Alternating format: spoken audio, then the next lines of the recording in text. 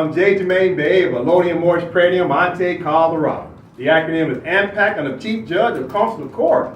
Today is Class 132. Class 132, right? What do we learn in Class 131? Well, we're still going over the United Nations Charter, right, of 1945, Chapter 14. And Chapter 14 is about what? It's about the International Court of Justice, right? So the last few classes, we've been going over France versus United States of America, 1952, right? That's the case.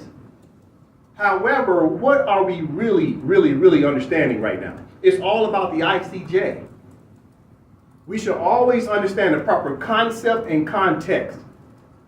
What's the proper concept and context of the last two classes? It's about underscoring the ICJ, how the ICJ can assist the Moors. The Moors will need help while we're trying to decolonize, right? We need someone that we can depend on. And the person that we can depend on is the organ, the principal organ of the International Court of Justice, right? So even though we're going over the case of France versus United States of America, never forget this is about the judges of the ICJ who are looking at the interpretations of our Moroccan treaties in order to settle a contentious dispute, right? But in the particular case of France versus United States of America, 1952, France was standing there in the place of who? France was representing the Moors. It should have been the Moorish government standing there, right? Bringing a suit against the United States of America. But instead of the Moors standing there, it ended up being France because France signed a bilateral treaty with the Sultan in 1912. However, it was France's obligation to wake up the Moors to establish a new Modzin, right? That's the Moorish government, to help the Moors get back into the understanding of their obligations to the Act Algeciras of 1906 and its 123 articles. So it's France's obligation to help the Moors to get back into governance, right? So when we start taking a look at France versus United States of America, 1952 in Class 131, what do we take away from that? Well, the United States was trying to determine whether Moroccan laws were binding against the United States as well as against the Americans themselves. So in the class, we have to start understanding a distinction between treaties and Moroccan law, right? So treaties is a subject of international law, right? So we're talking about jurisdiction. So the jurisdiction regarding treaties is international, right? Then right under international is what? Then you got national is the state, right? So on the state level, you're talking Moroccan law. That's statutes, that's bills that you pass through your government. Bills are passed, right? And from the bill, once it's passed into law, it becomes a statute, right? So now from the statute, now you can create underneath that, what? Regulations. So in Class 131, what the United States was arguing on, say, are Moroccan laws binding against the United States and Americans as well? Well, what do I mean? You see, what you got to catch in Class 131 is this. They had just finished talking about consular court and the treaties. So in Class 131, that's what we went over. It's about consular court and the treaties. Then in Class 130, what do we talk about? Moroccan law and Moroccan regulations. You see, when it comes to Moroccan law, that's different from treaties. What makes treaties binding on two parties? Well, it's the signature. That's why they call it signatory powers. Everybody signing the treaty and agreeing to the terms and conditions of said treaty. So the United States wasn't trying to determine whether the treaty was still binding on them. They knew they already had their signature on the treaties. However, in Class 131, what were they trying to determine? Was Moroccan law binding on them?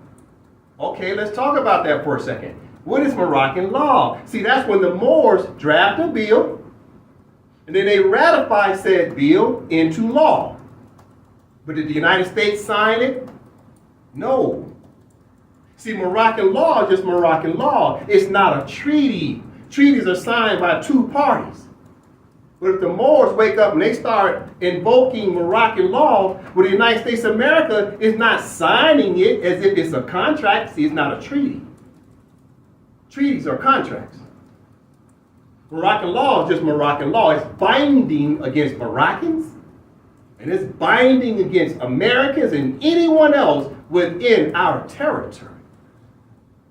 So therefore, the United States is like, well, is Moroccan law the principle of Moroccan law and regulations binding against Americans? Seeing that the United States didn't sign off and consent to Moroccan law? And the ICJ said what? Yes. The ICJ said yes for several reasons. What is one of the reasons why? It's because the United States of America is located where? In Morocco. So therefore, Moroccan laws are binding against anyone within the territory of Morocco. What's another reason why the ICJ told the United States that Moroccan laws are binding against the United States? Well, it's because the United States signed the treaties. In the Acta de Serres of 1906, it talks about the treaty, it talks about Moroccan laws, it talks about Moroccan regulations, and the United States agreed to the Acta de Serres. They ratified it, they deposited, and they promulgated the Acta de Serres. They became a signatory power to it. And there's express words in the Acta de Serres that talks about regulations. So therefore, they already knew regulations was binding against them. They knew Moroccan law was binding against them. They signed the treaties. But like I told the Moors, the United States was just there, just throwing stuff up against the wall to see what sticks. They had nothing to lose. They already knew they had signed the contract. They was hoping the ICJ was going to give them a favorable ruling to say, no, since you subjugated these Moors, then Moroccan law is not binding against you. Now that the Moors are calling themselves Americans, you see? And the ICJ was looking at the treaty saying, well, we can read these treaties in a strict sense. Now, yeah, do we have to look at this whole this French Protectorate of 1912 treaty kind of sideways because France is acting as a dual agent? Yeah, well, we got to use a little academic approach on this one, right? We got to use a little common sense. But when it comes to the treaties, you can read the treaties in a strict sense, in the practical sense, right? The United States had agreed through a signature. So let's recap real quick. So what's the difference between Moroccan law and treaties? Well, first of all, treaties is a subject of international law. Moroccan law is a subject of just simply your state laws. It's internal law. It's domestic law. That the United States don't have to sign off on it as if it's a contract. It's not a contract. Treaties are contracts. Moroccan law domestically is just binding against anybody within the borders of your state, period.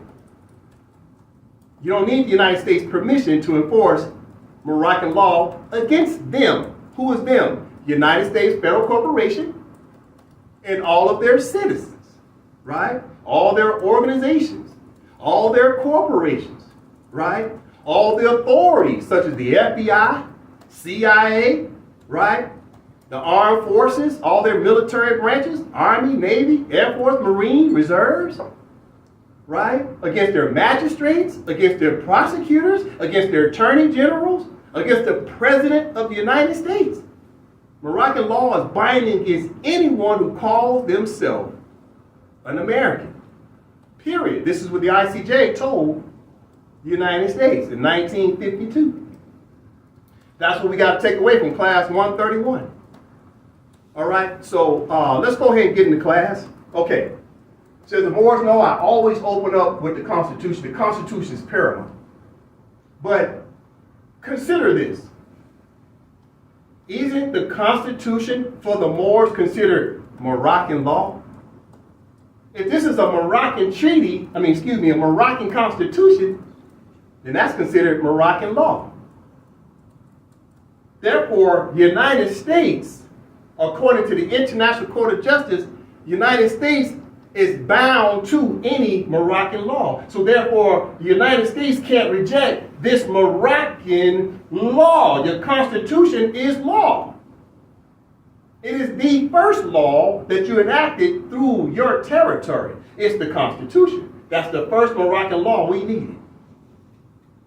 The United States understands that they cannot reject our constitutions because our Moroccan law is binding on them. Anything that we suggest as Moroccan law is binding on the United States. So they can't even reject our constitution. You see what's happening already? So through our constitution, then it sets forth what? Regulations. What's the regulations? Well, how do you regulate the constitution? Now you got 3 branches. Through the 3 branches, you got people sitting in the offices. They're regulating on behalf of the constitution. They have obligations, responsibilities, standard operating procedures. Right? So the first Moroccan law, you got to understand why the United States didn't want Moroccan laws binding against them. They knew the Moors going to wake up and start enacting what? Constitutions. This was the first Moroccan law. They was trying to kill this off right off the top. So if these Moors can't put together a Moroccan law, that means they can't draft a constitution. You see? But the ICJ told them, yeah, man, Moroccan law is binding against you. Therefore, our Moroccan constitutions are binding against the United States. This is what we have to take away from this immediately. The Constitution was the first step, the first Moroccan law that we needed. That must be understood. All right, let's continue. All right. So as the Moors know, we've been going over the Charter of the United Nations of 1945. Right now we're in chapter 14. Chapter 14 is about the International Court of Justice, right? Articles 92 through 96, right? So in class 131, let's take it to the board real quick. So we got the Charter of the United Nations, chapter 14, articles 92 through 96, about the International Court of Justice, drop-down box. We're going over right now an ICJ case, right? Precedent, res judicata, right? About France versus the United States of America. Right? The case is cited as the rights of nationals of the United States of America in Morocco, 1952. Right? Drop down box. So in class 131, it was about what? The court reaffirmed that Moroccan law and regulations are binding. Binding on who? The United States of America, the United States, there's several union states, all of their local municipalities, all the authorities, and all of the nationals. Moroccan law is binding on anyone within the territory of Morocco. This was the ICJ came to that conclusion. And that was the ruling. And that ruling is final when it comes from the ICJ. You can't appeal it from the ICJ. It just is what it is. Now you must understand something. Once that ruling came out, right, from class 131, we got to the subsection talking about is Moroccan law the principle of Moroccan law binding on the United States? And the ICJ said yes. Guess what that did? That set off a domino effect. Once the United States got back from the ICJ, they immediately started to think about how they could politically get around the ICJ order. You see, once they got back after 1952, what did they do? The United States turned around and established what? A consular court. But it was a limited consular court. You were referred to as American consular court. It wasn't a Moorish consular court. But the ICJ allowed the United States to have a limited consular court, which means they had to establish a venue for consular court. So you were considered an American consular court. However, who could be the judges? Only Moors. It had to be Moroccan judges sitting in the venue. Keep in mind, in the case in class 130, we found out that the ICJ had kicked France's notion that France had established a competent consular court. The ICJ said, no, those are French judges sitting there. France, those are not Moors. Okay, let's fast forward now. After 1952, the United States established a venue called consular court. But since they wasn't willing to put Moors, i.e. Moroccans, to sit there as judges, then it just became a venue in name only. It had no functionality. They didn't want to wake up the Moors. They didn't want to recognize any Moors as being Moroccans.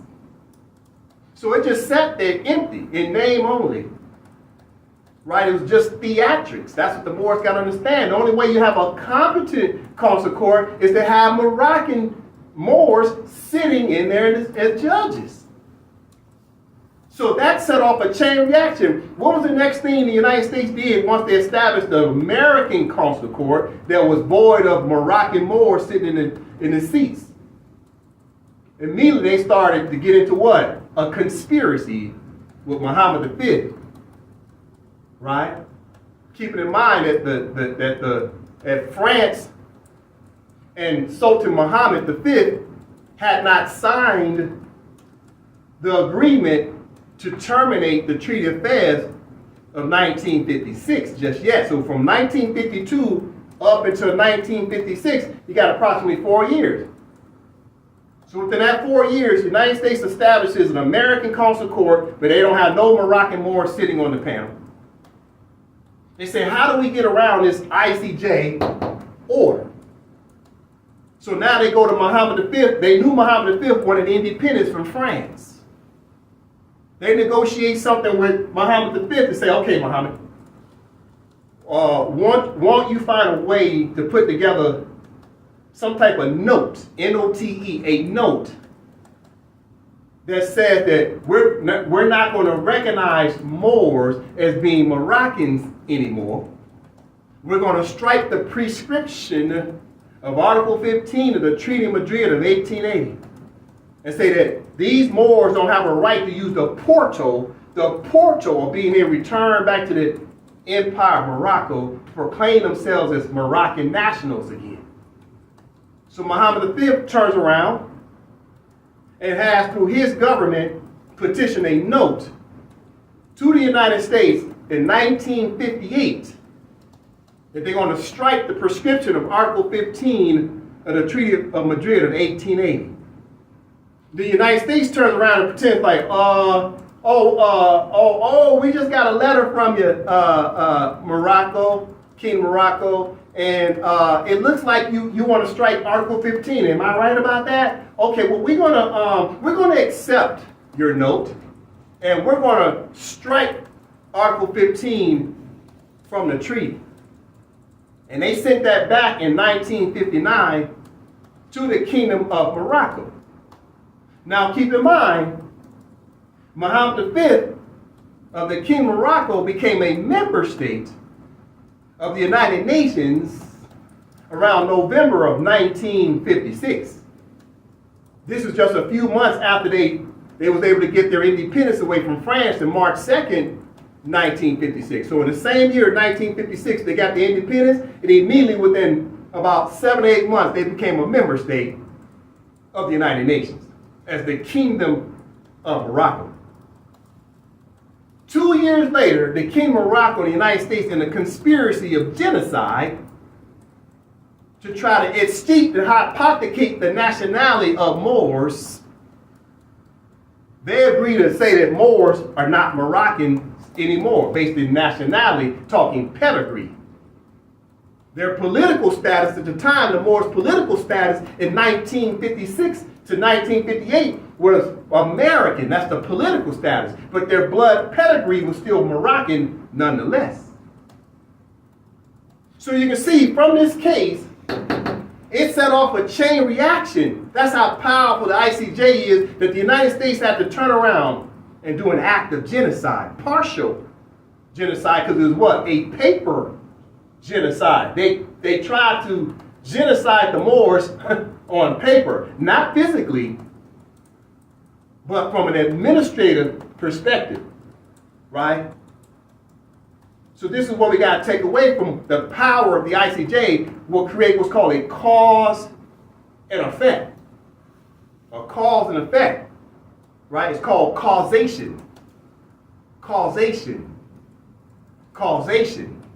The ICJ creates causation, which is an action after that for two states to come together or multiple states to come together based upon the ruling from the ICJ. Something happens from there, it creates a domino effect. And since the United States was bound to what the ICJ said, they turned around and tried to do an act of genocide to get rid of the Moors on paper. It gave them a little bit more time. Obviously, it didn't work out because the Moors still knew they were Moors. They knew they were Moroccans nonetheless. But what is my point here? You see, the United States knew that the treaties were still binding against them. Then they found out Moroccan law was binding against them. They found out the Moroccan regulations was binding against them. And the ICJ had the audacity on page 202 of the judgment to let the Illuminati secret out. Would the ICJ tell the United States and France and the whole world that was watching that case in 1952? They said, well, the convenient way to make Moroccan law binding on the United States was simply through the consular court. That the obligation to make all laws binding against the United States, it was binding on the consular court. And by that way, in that way only, can you enforce Moroccan laws against United States authorities and United States nationals. This is what ICJ said on page 202. We'll go over that today. So when the United States saw that, they were like, oh God, you done let the cat out the bag, ICJ. The only person can enforce laws through consular court is who? Moors. So the United States is like, man, okay, so what do we need to do to keep Moors from sitting in consular court? Okay, let's eradicate them. On paper, it's paper genocide, you see? That's why they call it in part instead of in whole. That's why if you read United Nations resolution on the covenant or convention on the prevention and punishment on the crime of genocide of 1948, it talks about genocide is sometimes deemed in whole or in part. So they can be a whole genocide or they can be a part genocide, you see? And this is why the United States kept saying, the Moroccan nationality of the Moors is obsolete without effect, in part. This is what they kept putting on the treaties. Moroccan nationality is obsolete without effect, in part. Why else was they kept saying is in part? It's because the legislative branch of the United States never agreed that the Moroccan nationality was obsolete and without effect. So if the United States legislators, the Senate, does not put that into law, that means that anything the president does, if the president does what's called an executive order, let's say he signs off on a memo or he says some executive order, it's de facto. But if it comes from the legislative branch of the Senate of the United States and then handed over to the president and he signs it into law, that becomes de jure. So when they was talking about striking the Moors' nationality, that was done in part. Why? Because that was the president saying that, not the Senate of the United States to enact legislation that said in whole that these Moors' nationality is obsolete in effect. That was the president saying that. And the president's words are de facto. What does that mean? In fact, it took place. That's an agreement. But it's not substantive because it wasn't law. It was a memo. It was a note. It's de facto because it didn't have the full weight of the Senate behind the acts of the President of the United States.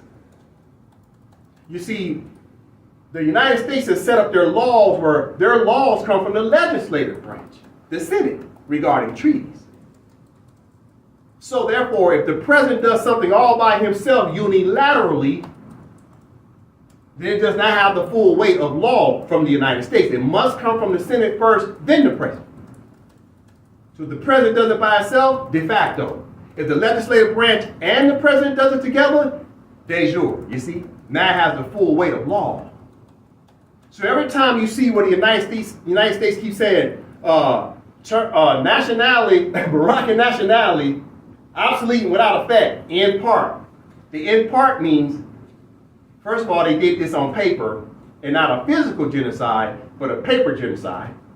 And the second part is because the president was making these arrangements and not the legislative branch of the United States. You got to understand what I'm saying here, right? I'm talking law right now. I'm talking the procedure of constitutions.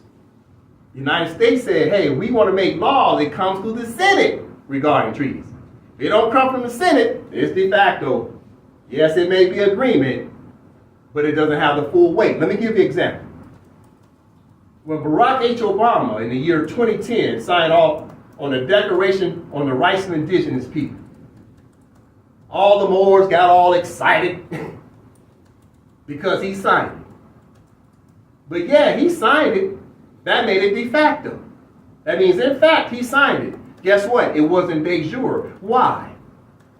Because Barack H. Obama, even though he brought it back to the United States, the legislative branch never signed and ratified it into law. The Senate never accepted the rights of indigenous people. They never ratified it and passed that bill over to the House, and the House signed it. Then they handed it back to Barack H. Obama so he could sign it into law. That never happened. So Barack H. Obama signed the Declaration on the Rights of Indigenous People, but it was de facto. It did not have the full weight of the United States law behind it unless the Senate and the House of Representatives agreed to it. More specifically, the Senate, because the Senate deals with all treaties, you see. And this is what Moors got to understand. So Moors are all excited. Man, Barack H. Obama signed the Rights of Indigenous People. Guess what? So what? Guess who was supposed to become a signatory power to the rights of indigenous people? It was the Moors. The Moorish government through their Moor state government. You don't worry about with the United States whether they're a party or not when it comes to international law. It was the Moors' obligations to become a contracting party, a contracting state, a signatory power to the Declaration of the Rights of Indigenous People. It made no difference what Obama did. This is the problem with the Moors. We've been miseducated. We did not understand the words called what? Ratification. We didn't understand what? Deposit. We didn't understand promulgation. These are legal terminologies to talk about you took a procedure to make yourself a contracting party to international law contracts. You see? This is what we got to understand. All right? Okay. Let's continue. All right, so we're talking about the ICJ. Never forget that, Moors. We're talking about the ICJ, but we just so happen to talk about one of their cases. But this is really about who? The International Court of Justice. Don't forget that, Moors. This is who's going to have our back. The competent consular court and the ICJ will work in harmony with each other. Because the ICJ will look at all of our consular court orders, all of our rulings from the consular court to the United States. The ICJ will take a look at all of those orders. So the United States already knows that the ICJ has already ruled in the fact that all our laws are binding against them. All our treaties, laws, and what else? Regulations, such as permits. When we issue permits to them and tell the United States, you need a permit for all those weapons of war, and you need permits for all those weapons of sport. And if you don't abide by these permits, then we're going to haul you into the competent consular court.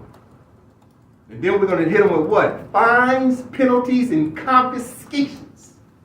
And they don't adhere to the consular court orders, then we hit them with what? Contempt of court, hit them with even more fines and more confiscation. From there, what do we do next? Take them straight to the ICJ. ICJ going to take a look at it and say, yeah, United States, you're violating the treaties. Okay, now let's talk about what else did the procedure say of the charter. Okay, once a case is now binding against the United States, then you go to what? Article 94, that's procedure, right? Article 94, it says, Section 1, each member of the United Nations undertakes to comply with the decision of the International Court of Justice in any case to which it is a party. Number 2, if any party to a case fails to perform the obligations incumbent upon it under a judgment rendered by the court, the other party may have recourse to the Security Council, which may, if it deemed necessary, make a recommendation or decide upon measures to be taken to give effect to the judgment. You see that? So it sets off another chain reaction, you see? And this is what the Moors have to take away from these classes we're doing right now. It's all about the ICJ to force the United States to twist their arm. Because if the Moors get a judgment from the ICJ, the United States is still not adhering to the judgment, now we get to go to the whole entire United Nations and petition the 193 member states to get involved. That gives other foreign states around planet Earth an opportunity to come in and intervene, you see? Because they're intervening through what? They're intervening through the charter. You gotta understand, how is it they have an excuse? How is it all the other states on planet Earth have a right to intervene in the fact the United States not adhering to the Moors Consular Court orders and they being a belligerent? It's because all the member states have a right through the charter to come and intervene. They have a legal right, you see? Because the charter is based on what? Maintaining what? Peace and security, you see? So if you're still trying to colonize these Moors, that's a violation of the peace and security of planet Earth. And anyone can get involved and intervene on planet Earth, any state. The United States knows this. So what are we doing as Moors? We're moving our pieces in combination like chess. Politics is just like chess. You must move your pieces in combination. One follows the other, right? So our job is to get to the ICJ. But at first we have to start where? With our constitutions. And then build up from there and finally get to a consular court order. And that consular court order not being adhered to, we take them to the ICJ. If they don't abide by the judgment from the ICJ, now we go back to the United Nations under Article 94 and we say, hey, we need some help, Security Council. We need some help, General Assembly. We need some help from all your committees and organs. Now the whole world gets to get involved legally, you see? This is how you move your political chess moves in combination. All the more should anticipate that the United States is not going to adhere to the ICJ judgment. But the United States knows what comes next. They know the whole world going to have a right to get involved. And the whole world is sick and tired of being sick and tired of the United States belligerence. This is a good time for the Moors to rise up. This is a good time. So, okay. All right. So, as the Moors know, we started going over this case. Okay, Nova, what's the name of the case? It's a case concerning the rights of nationals of the United States of America and Morocco, France versus United States of America, judgment of August 27th of 1952. Right, so that's the case. We're going over the case right now. Right? So we finished up on page 203, right? That was the last page we stopped on of the judgment, right? And what did we learn? How did the ICJ end? Okay, Joseph? Accordingly, and subject to the foregoing qualifications, the court holds that the United States is not entitled to claim that the application of laws and regulations to its nationals in the French zone requires its assent. All right, so this is how the ICJ ended this particular contentious dispute, right? So what was the assent about? The United States was trying to say Moroccan laws are not binding against the Americans or the American government unless the American government first agreed through a contract. The Moroccan law don't work like that. It's not a contract. It's law. Treaties are contract, but not Moroccan law and not Moroccan regulations. Everybody's just bound to it, you see?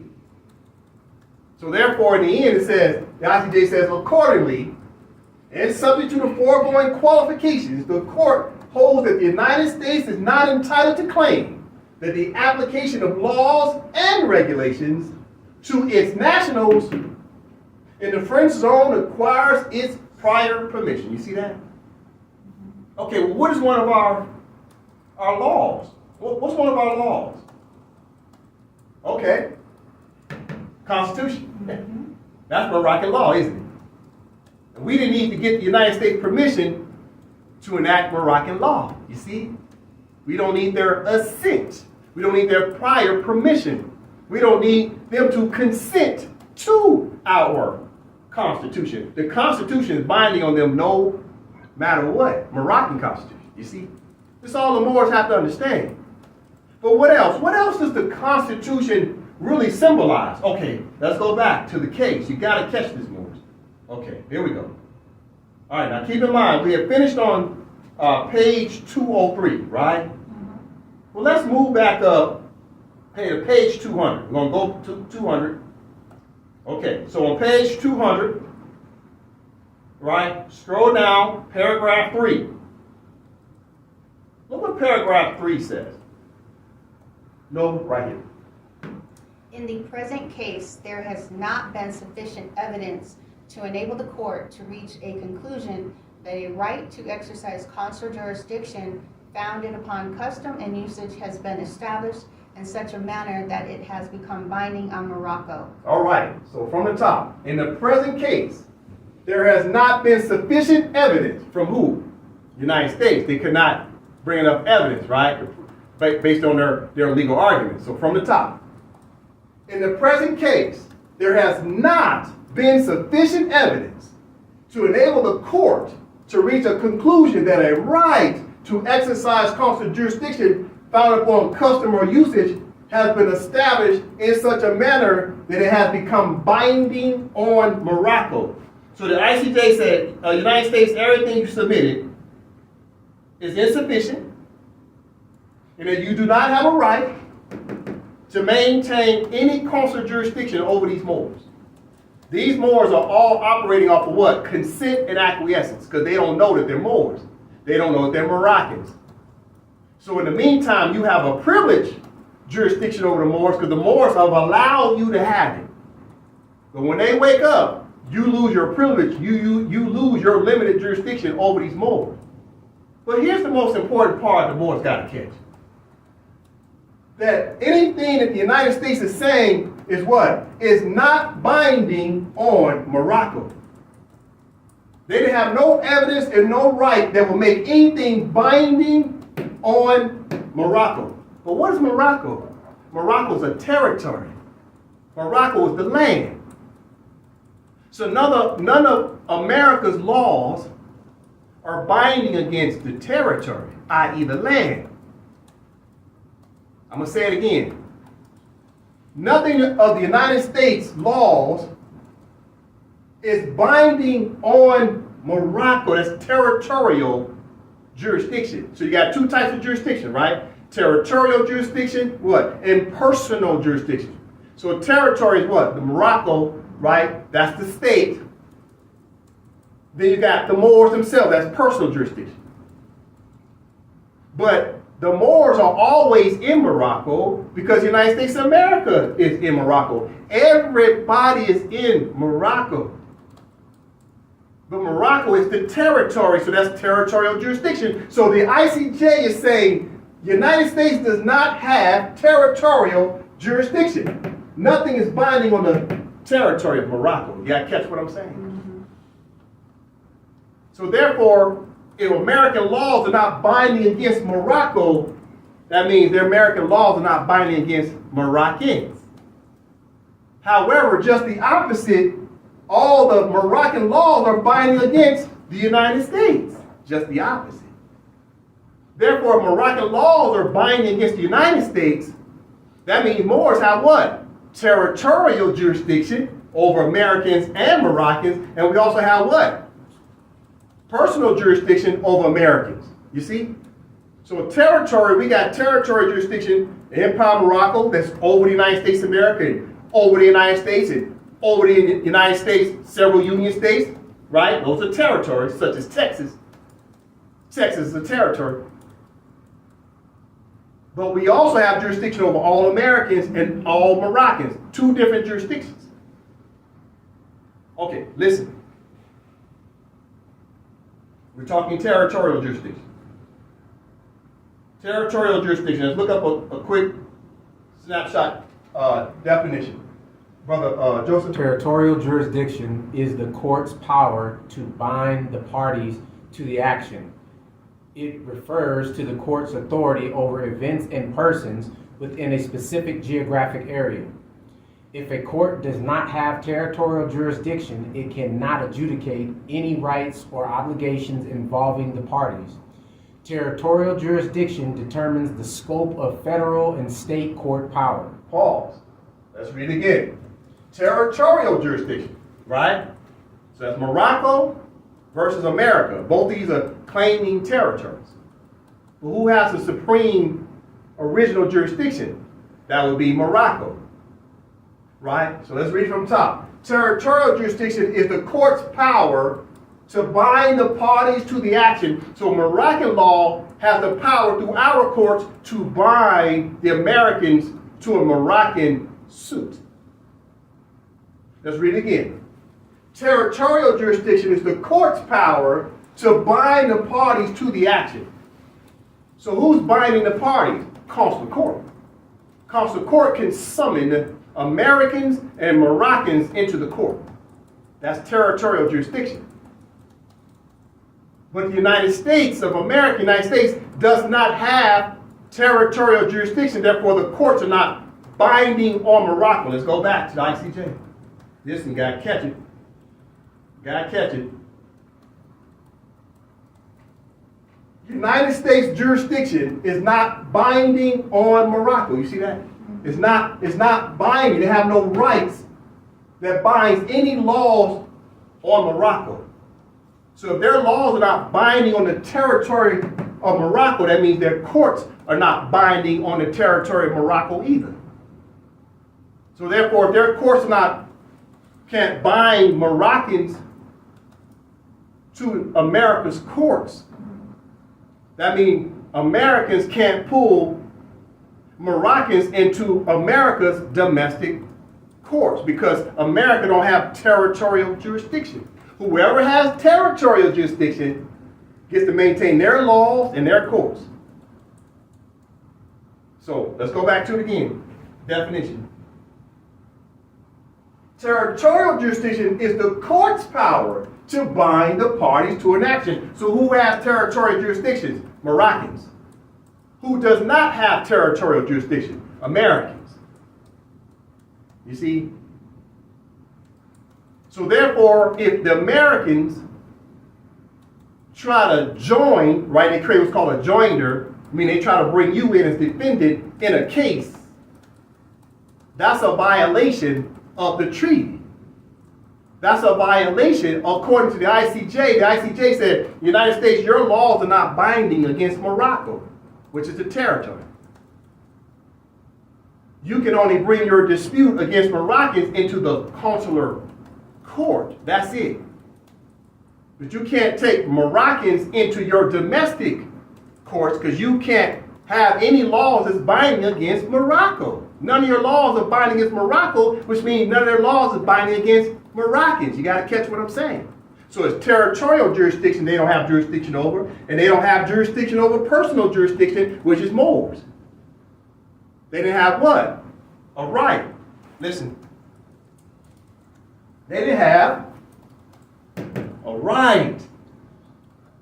But the ICJ let them have what? A privilege. Why? Because the Moors acquiesced. Okay, let's scroll down. The ICJ will tell you why. Okay, they said right here, the Moroccan authorities acquiesced. We didn't challenge the jurisdiction of the United States. Who didn't challenge it? The Moors. The Moors wasn't there from 1950 to 1952 to reject the United States territorial jurisdiction. So the ICJ says somebody got to maintain the treaty. So they gave the United States a privilege, but not a right. And even the privilege was what? Limited, temporary. Until the Moors stopped doing what?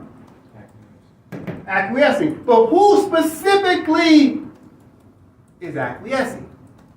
It's the Moroccan The Moroccan authorities. It's the authorities. Who's the authorities?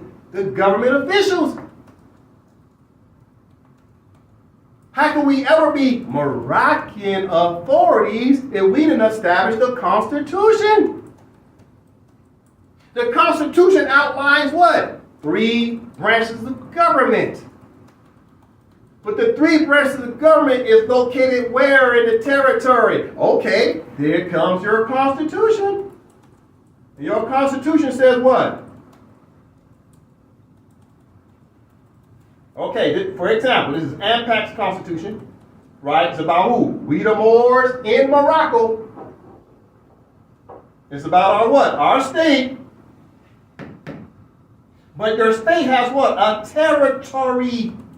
Your territory, Moors. Your territory is your boundaries, your borders of your state is a defined territory. That's the territorial jurisdiction in Morocco. It's defined in your Constitution. How are you going to be the Moroccan authorities? You don't have a constitution that talks about your offices. And your Constitution didn't talk about the land survey. This is land survey, latitude, longitude. So the United States laws are not binding on what? Morocco. Okay, where's Morocco? Well, the only way to identify Morocco is through what? Constitution. You got to put it in words. It ain't about your abstract in your head. As an example, got this blank map up here. Everything in red are Moroccan states that's been recognized by other Moroccan states. So as an example, AMPAC in red has a constitution that outlines the territory that identifies a part and parcel geographical location in the Empire of Morocco. That's the dominion. That's the territory. Right there, a territory for AMPAC as an example. That's the territory. So therefore, American laws have no rights, and their laws not binding on that territory right there. You see what's happening? ICJ already told the United States, your laws are not binding against Morocco. But how do you identify Morocco? Well, it's got to be identified through the Constitution. Okay, what part of Morocco? Okay, your Constitution outlines what? The territories, the borders, latitude, longitude. You see how this is adding up? So now your latitude, longitude, going back to the Constitution, becomes what? Moroccan law in your Constitution. That's your Moroccan law. Your law says that's your latitude, longitude. That's your geographical location. Where? In Morocco. It's law. Moroccan law. And Moroccan laws are binding against the United States of America, the United States, and the several Union states, all their authorities and all of their nationals. Listen. Now we go back to the case. All right, we'll scroll down. We'll scroll down. On page 203, right, where we left off in class 131. The last paragraph says, accordingly, and subject to the foregoing qualifications, the court holds that the United States is not entitled to claim that the application of laws and regulations to its nationals in the French zone requires its prior permission. You just get to work more. You should start checking boxes. You get to work enforcing your Moroccan laws and Moroccan regulations, as well as what? Your Moroccan treaties. So you got what? Treaties, then Moroccan law. Then you got what? Moroccan regulations. So just handing out permits. So the Constitution protects what?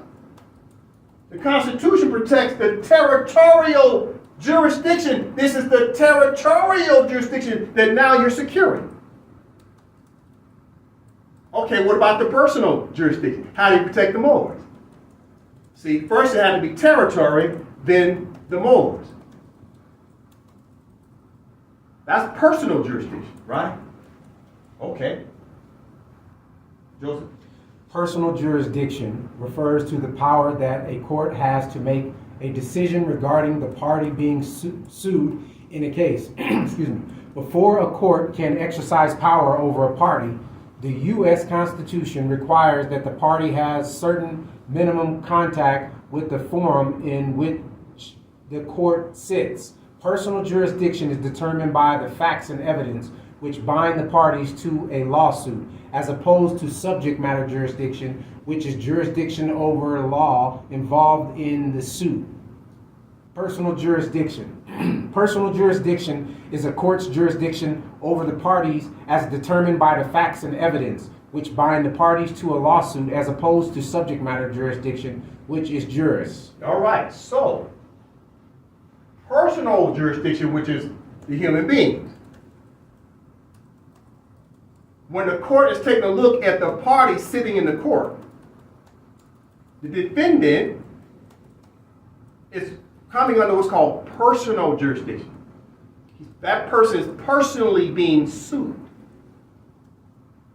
Who's bringing the suit? The state. It says, State of Texas versus Kendrick Johnson. So Kendrick Johnson is the personal jurisdiction. Who's bringing the suit? The chartered state of Texas. But the state of Texas, as the artificial person, has to prove that it has jurisdiction. So it's incumbent upon both the defendant to introduce evidence that prove that this person, Kendrick Johnson, is really Kendrick Bay. So now Kendrick Bay and Kendrick Johnson, because it's an AKA, right? More have learned Kendrick Bay, X-Rail, Kendrick Johnson. Two separate names. But they both are protected now under what? Moroccan law. We'll talk about that in just a moment. So Kendrick Bay, X-Rail, Kendrick Johnson had an obligation to do what? Introduce evidence. About who? His person.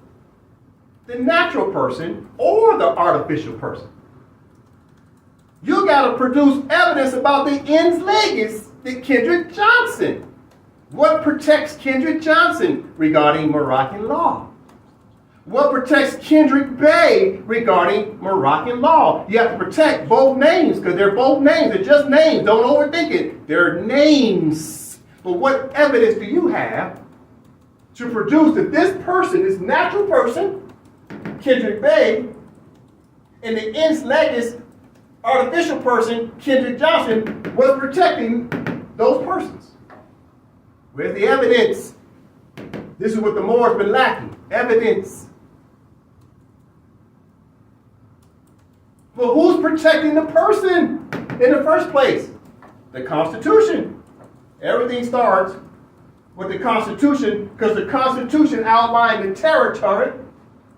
That's territorial jurisdiction. And now the state has an obligation to come in and protect all of its nationals within said territory, who are the personal jurisdiction. You got territorial jurisdiction and personal jurisdiction. They must come together with evidence.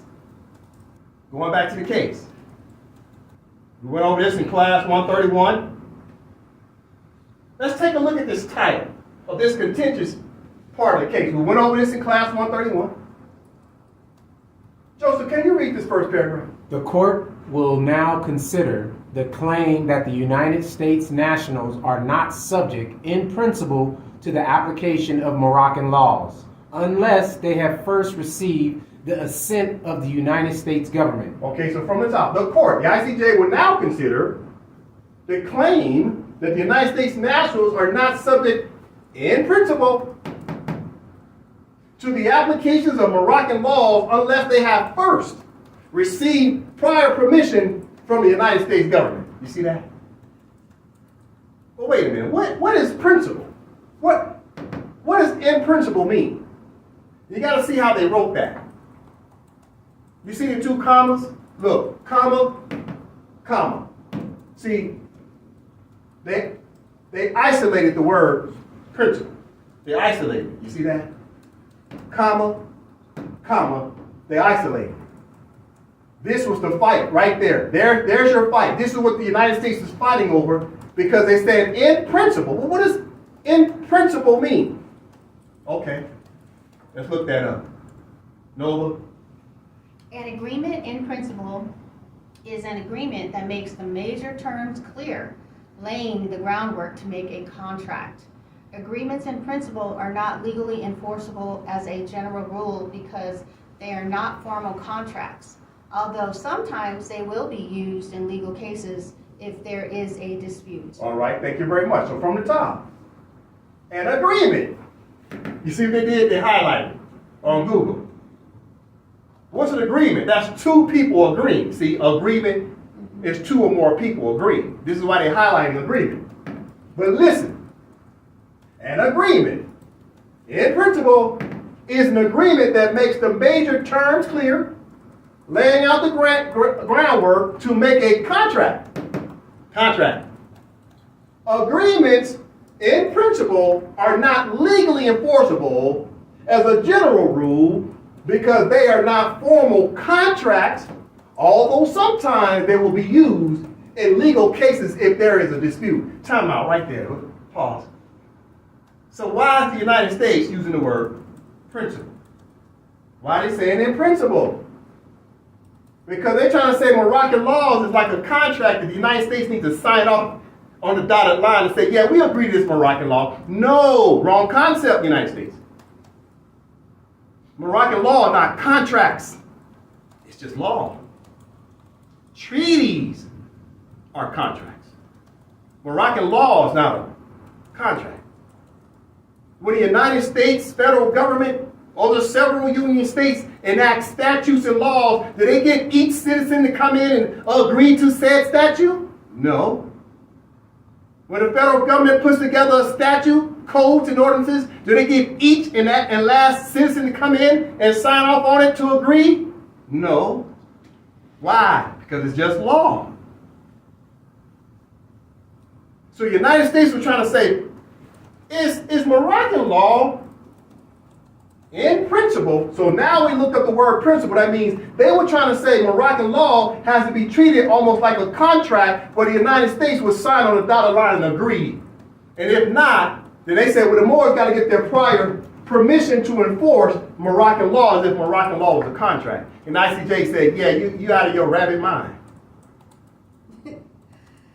It's Moroccan law, not a treaty. Treaties are contracts, not Moroccan law. You must understand, we're talking jurisdiction. So you got international law, right? So treaties are a subject of international law. Moroccan law is national, that's state level, that's domestic. Everybody's bound to Moroccan law because it's local. It's not a contract. It's just an obligation. It's binding on anyone within the territory, right? Okay, let's go back to the Constitution. Okay, as an example, this is AMPAC's Constitution. There's our latitude, longitude of our state. Everybody within that territory, Moroccan law is binding on everyone within the territory. That's Moroccan what? Law. This is what? Moroccan law. You see? And now the officers sit in the seat and they start to do what? Regulate. You see? The United States knew this about the Moors. They didn't want the Moors to be able to wake up and enforce their rights. Not privileges. Moors don't have privileges. Moors have inalienable rights. Because they're the true indigenous Moroccans of the land. Notice I said indigenous Moroccans. Indigenous is what? An adjective. What's the noun? Moroccan. You don't say, yeah, I'm an indigenous person of the land. What the heck does that mean? That's a generic word. You mean you're indigenous Moroccan? That's the noun. Finish the sentence, Morse. You've been miseducated. Let's continue. What's happening? What's happening? Okay. Let's go back to the case.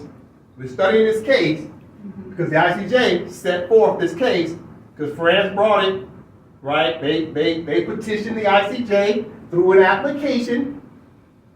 The ICJ accepted the case and then sent out a notice to the United States of America saying, you need to appear as the respondent to this case.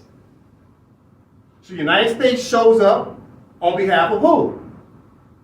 United States of America. So it's what? United States on behalf of the United States on behalf of the Empire of Morocco. Okay?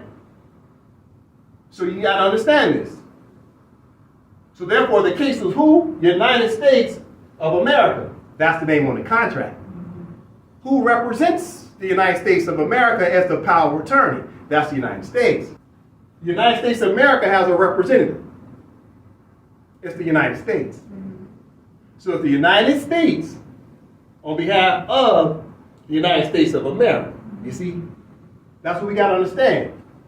So for us, as an example, AMPAC.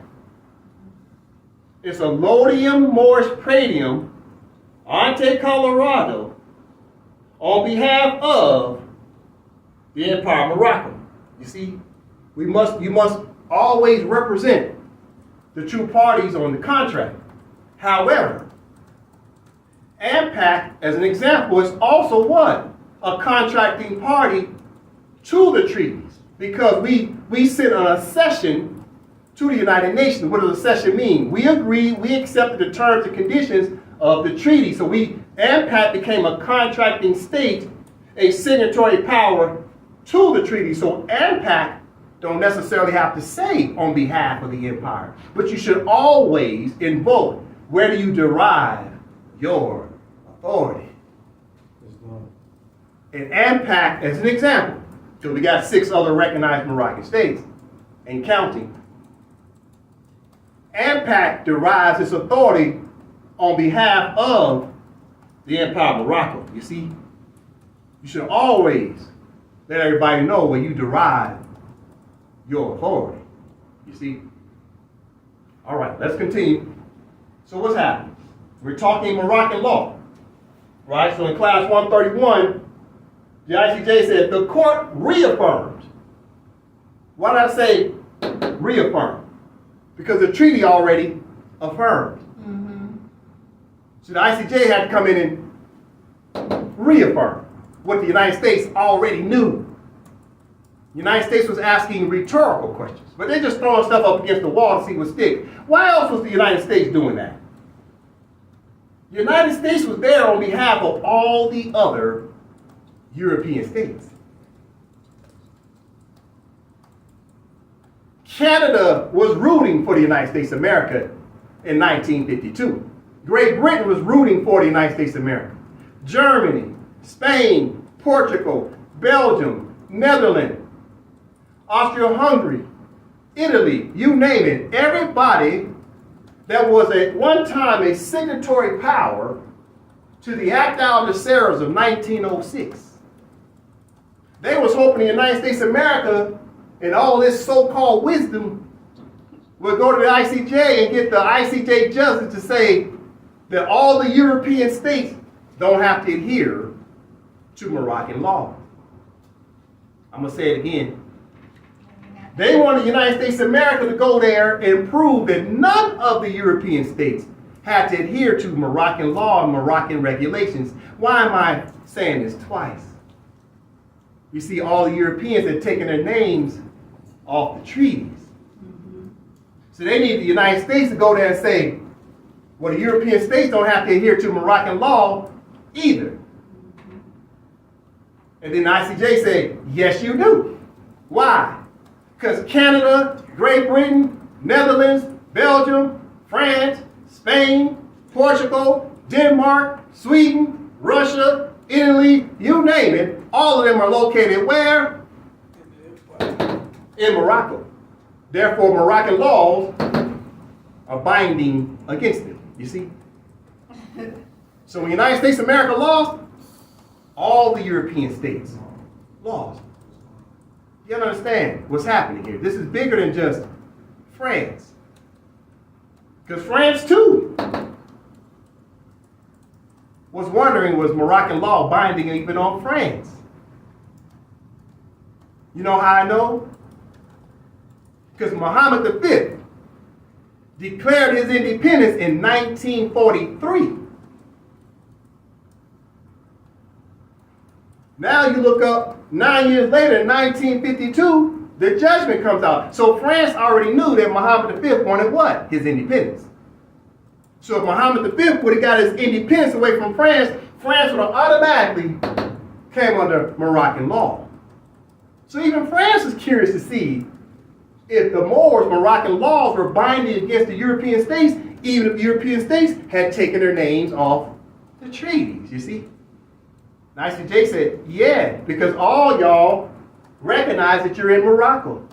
In Morocco, the Sultan recognized all of y'all as being in Morocco, and all of y'all agreed, you consented, you acquiesced, you signed, you ratified, and you deposited and promulgated this simple truth, that all the European states are in the territory of the Empire of Morocco. So therefore, all the European states, from the United States of America to Canada, on around to all of Europe, at the very least, all Moroccan law is binding on all of them.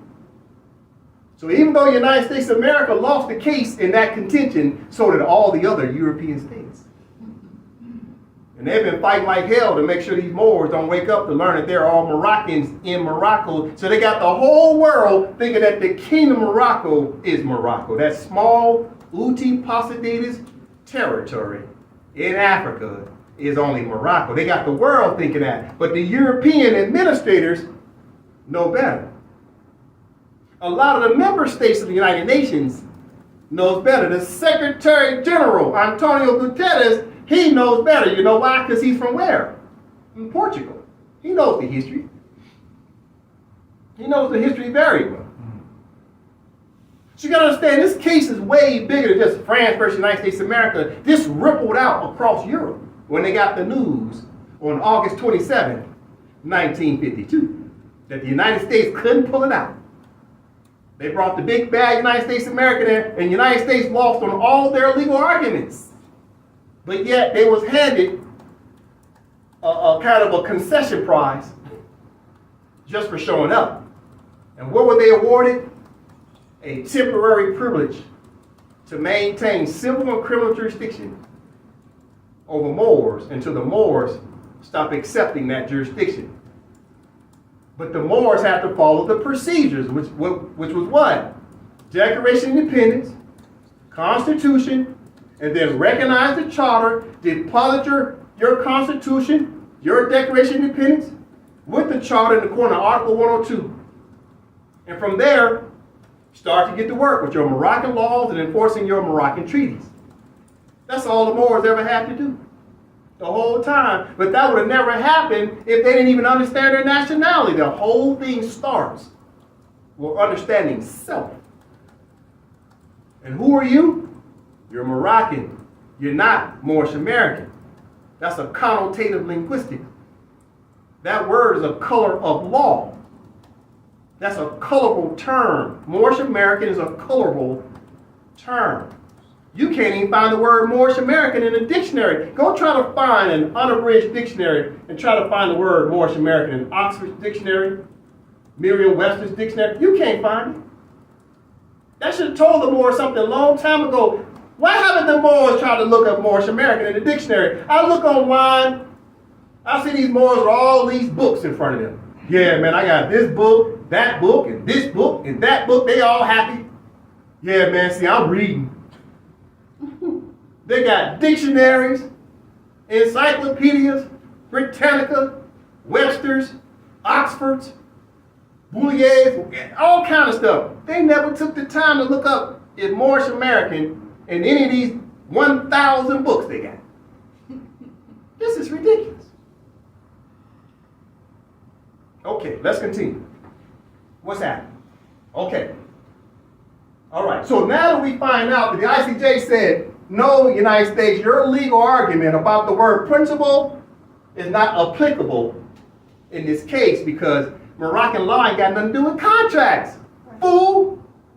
The United States already knew that. Y'all gotta understand, they didn't go in there dumb. They knew this. That's why they was using this choice word, principle. You see what they're doing? They're trying to change the narrative. Say Moroccan law is a contract. It ain't, it's just law. Just like their statutes is law. It ain't contracts. What do I have up here? This is Moroccan law. So once the Moors established their constitution, they checked certain boxes. Now how do you protect the personal, right? Personum, right? Personal, in personam, personal jurisdiction, which is the Moors themselves. Once you got the constitution, that's territorial jurisdiction. You check the box. Now how do you protect the Moors themselves? Because all the Moors have been listed as what? Moor subjects. So how do you get the Moors to be able to come back from their subjugated status back into the territory, the jurisdiction? How do you get them back to Kansas? How do you get Dorothy back to Kansas? Kansas represents what? The territory. Dorothy represents what? Personal jurisdiction. Here's Dorothy, personal jurisdiction, territory jurisdiction, Kansas. Dorothy's trying to come back to the territory of Kansas. You see? But she had to follow instructions. Click her heels 3 times. The government, 3 clicks. The government, 3 clicks of the heel. So the government, which was the good witch in the movie, she's acting like the government, telling her how to govern what it is Dorothy was trying to wish for. So Dorothy followed the instructions and all of a sudden went home. She opened her eyes and bam, she's back in the territory of Kansas in the movie. Okay, let's look at the Moors. We need to protect the Moors. This is Moroccan law as an example from AMPAC. Right, this is 5 pages. Right now we're on page 2. We're not going to read all this. We're only going to read this first page. But this is Moroccan law. Moroccan law is binding against the United States. It's enforceable. So once you got the Constitution, you check the box, territory jurisdiction. How do you now protect the Moors? Personal jurisdiction. But first you got to understand, what was the Moor status? Moor subjects. Under what? Treaty of Madrid, 1880, Article 15, paragraphs 1 and 2. So how do we enforce paragraph 1 of Article 15? Well, you needed what? Moroccan what? Moroccan law. And you needed Moroccan regulations in order to help the Moors. So once you got your constitution, your legislative branch and the executive branch now sign off on a bill and ratify it into law. Now Dorothy can come home. To what? The territory, jurisdiction. All right, so this is the first page. Okay, no, from the very, very top. Okay, State of Elodium Moorish Pradium Anti Colorado, House of the Dalil Aziz. The former Moorish Subject Act. Whereas the right of protection for naturalized Moorish subjects in the Empire of Morocco was substantively secured in the multilateral Madrid Convention of July 3rd of 1880, Article 15, Paragraph 1. In correlation with peremptory norms of international law, jus cogens. Wherefore, Article 15, Paragraph 1 of the Madrid Convention entitles any naturalized subject of Morocco an erga omnes right to renounce their citizenship of the United States by application and pledge their consent to a Moroccan state government without the assent of the foreign United States of America and its representative intergovernmental organization of the United States. Therefore, be it enacted by the House of the Dalil Aziz assembled that the bill known as Title 18, Section 148, shall be cited as the former Moorish Subject Act as follows. Right, so now we won't continue reading. All the Moors out there learn more about these laws when you return to Morocco and petition a Moroccan state, or you learn more about the WRC. That's where you can learn more, because knowledge is free at the WRC. So I'm going to give you a quick snapshot, right? So this is Moroccan law we're enacting now, because we're following the instructions of treaties, and we're saying the ICJ gave us the yellow brick road. The ICJ said, you Moors just need to enforce your Moroccan laws and regulations and your treaties. So as you can see, as we read this, we started invoking what? Treaties, right? We're invoking the Madrid Convention, right? The Madrid Convention of July 3rd, 1888, Article 15, Paragraph 1. In our Moroccan laws, we're invoking the treaty. So we got Moroccan law, right, and the treaty working side by side. You see? They're working in harmony now. You move your political chess moves in combination. You see? So the treaty set up the Moroccan law. Then the Moroccan law sets up what next? Regulation. See, that's a three-piece and a biscuit. You see, we're going to talk about the regulation in just a minute. So it's the Treaty of Madrid, Moroccan law, which is Moroccan law for the former Moor subjects, right? Former Moor subjects. What makes them former Moor subjects? Because they're no longer the subjects of the United States. They're no longer naturalized Moors. They've now renounced the jurisdiction of the United States and now pledged allegiance to your Moroccan state. But the Moors needed laws that gave the Moors permission to do so. Now the treaty is a law, but where was the Moroccan law that set up what? Procedure. Okay, listen. So now this is personal jurisdiction. Protect who? Moors. Because the Constitution was territorial jurisdiction.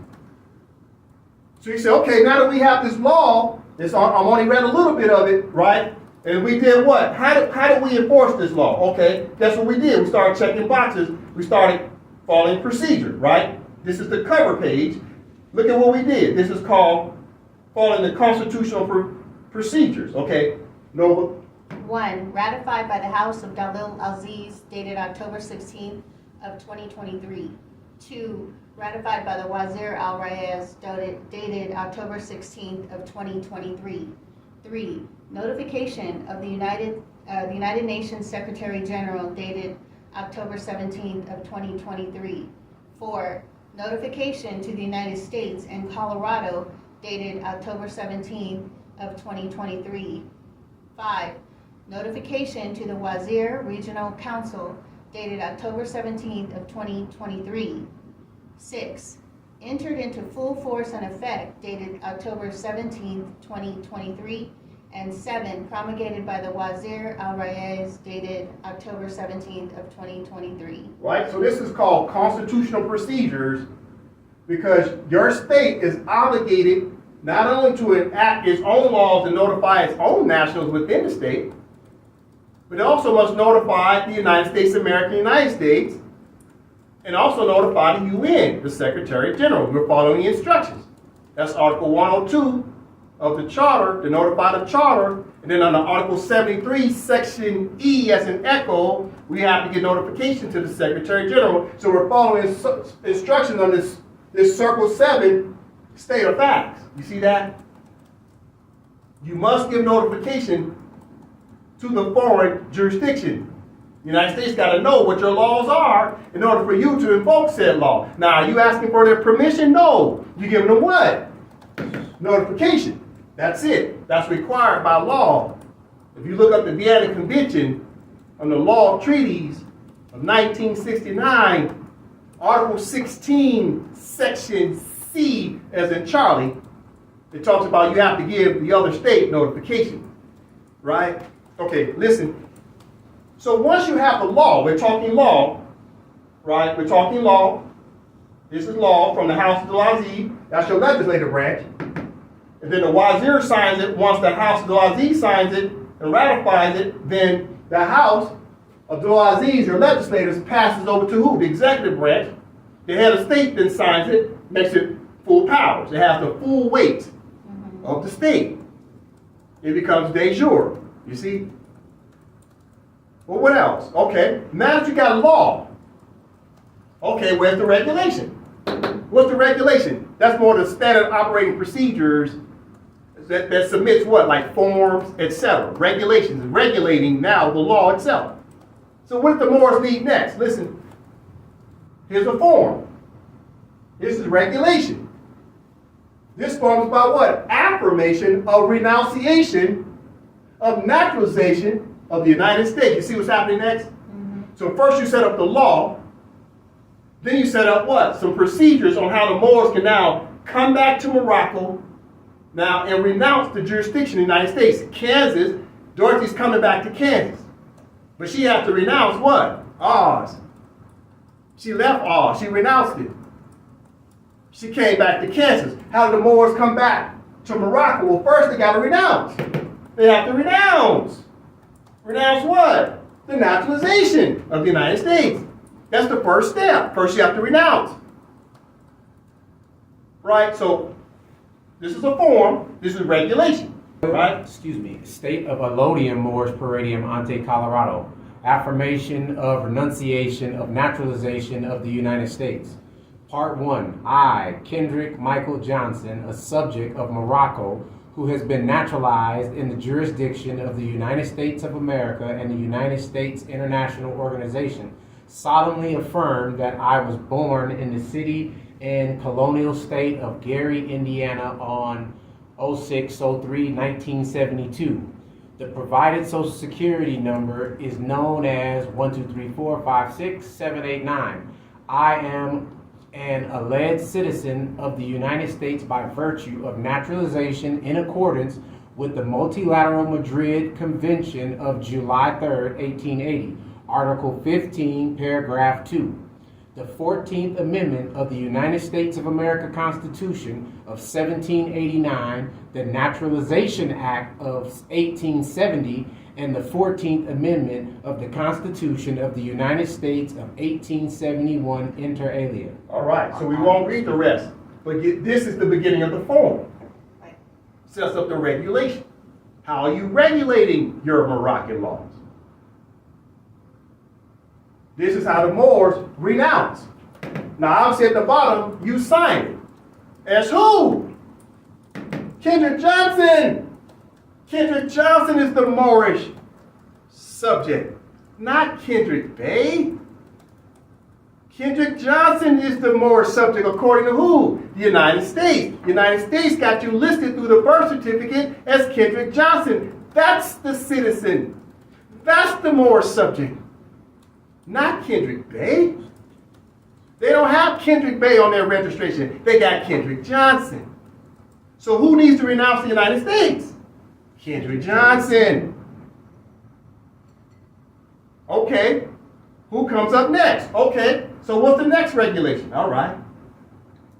Here's the next form of regulation, right? Working in harmony with what? The Moroccan law, the former Moorish Subject Act that was signed into law by the officers, the authority, the Moroccan authority of the state. Not that set forth regulation in this particular form, which is about what? Affirmation of allegiance to the provincial Moroccan state. So now you're pledging allegiance to the state. First you renounce, then you pledge allegiance. You see? Sequential order, you're moving your political chess pieces in combination. You see? All right, from the top. State of Allodium Mors Paradium Ante Colorado. Affirmation of allegiance to the provincial Moroccan state.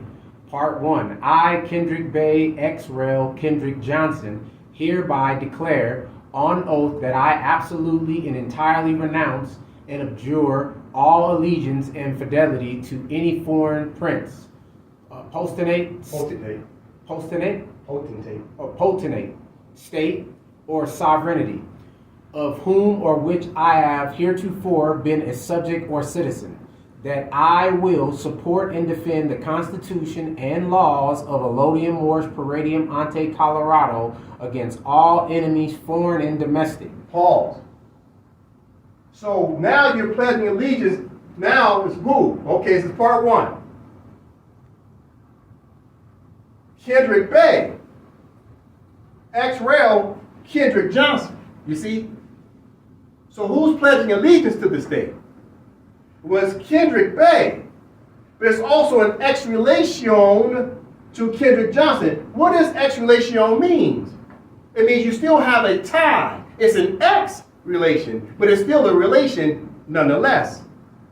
It's like saying, that's my ex-husband. Yeah, it's your ex-husband, but in law, y'all were still husband and wife at one time. Now y'all got children together, so you still have an ex-relation with your baby daddy, your ex-husband. It's an ex, but y'all still tied together, right? Because you have something in common. What did you got in common? Well, it's the child. But for the Moors, in this example, what does the United States and the Moroccan state have in common? It's Kendrick Johnson. Because Kendrick Johnson is doing what? Going from one jurisdiction back to Morocco. So Kendrick Johnson is the relationship between the Moroccan territory and American territory. We're talking jurisdiction. The United States don't care nothing about Kendrick Bay. They care about Kendrick Johnson. So you're playing tug of war over Kendrick Johnson. But Kendrick Johnson renounced the citizenship. So Kendrick Johnson immediately became what? Stateless. Then Kendrick Johnson itself had to what? Pledge allegiance. But you got two names now. It's Kendrick Bay, ex-rel, right? Kendrick Johnson, because it's the ex-relation, meaning there is a relationship there, but it's kind of separated. You're separated, but still you come together because you have something in common. Right? It's almost like saying AKA, also known as. Because that's still a part of your past. For women who get married, then they get divorced and they change their name. Well, in the past, they had a different name with the husband, and they still got to do some business in that old name. When they sign things, yeah, that used to be my old last name, but I'm changing my bank account back to my bank account name back to my original maiden name. So you still got to go there and have an extra relation with that old last name, even though now you went back to your original last name. So you got these ties with these two last names. You see, you look up your credit report, you got history on there from two different names. Yeah. As a woman who's been married, you got to understand what I'm saying here. It's an ex relation that's going to follow you for a very long time. The Moors have never been taught this before. The Moors was taught, run away from Kendrick Johnson. Wrong answer, because you left Kendrick Johnson in Oz. Kendrick Johnson got to get out of Oz. Kendrick Bay is not in Oz because Kendrick Bay don't exist until Kendrick Bay pledges allegiance to a Moroccan state. Until then, Kendrick Bay is just Casper, the friendly ghost. But who exists? Kendrick Johnson on paper. Right. Because the United States recognizes Kendrick Johnson. So Kendrick Johnson's the Moorish subject that has to renounce the United States. Once you renounce, you become stateless immediately. You immediately got to find what? Another state to pledge your allegiance to. So now you pledge your allegiance under Kendrick Bay and Kendrick Johnson. You see that? This is too easy. Now both Kendrick Bay and Kendrick Johnson comes under protections of what? The state. You see that? This is all we have to be taught as Moors. But this is called what? Regulation, because you're regulating an activity. But what set up the regulation? Well, it's what? The Moroccan law. The Moroccan law set up now the regulation for the forms to exist to have what? Full powers. But what set up the Moroccan law? It was the Treaty of Madrid, 1880, Article 15. You see how you move your pieces in combination? So all we have to do is chess. That's all it is. Political chess. Listen. Here's a list.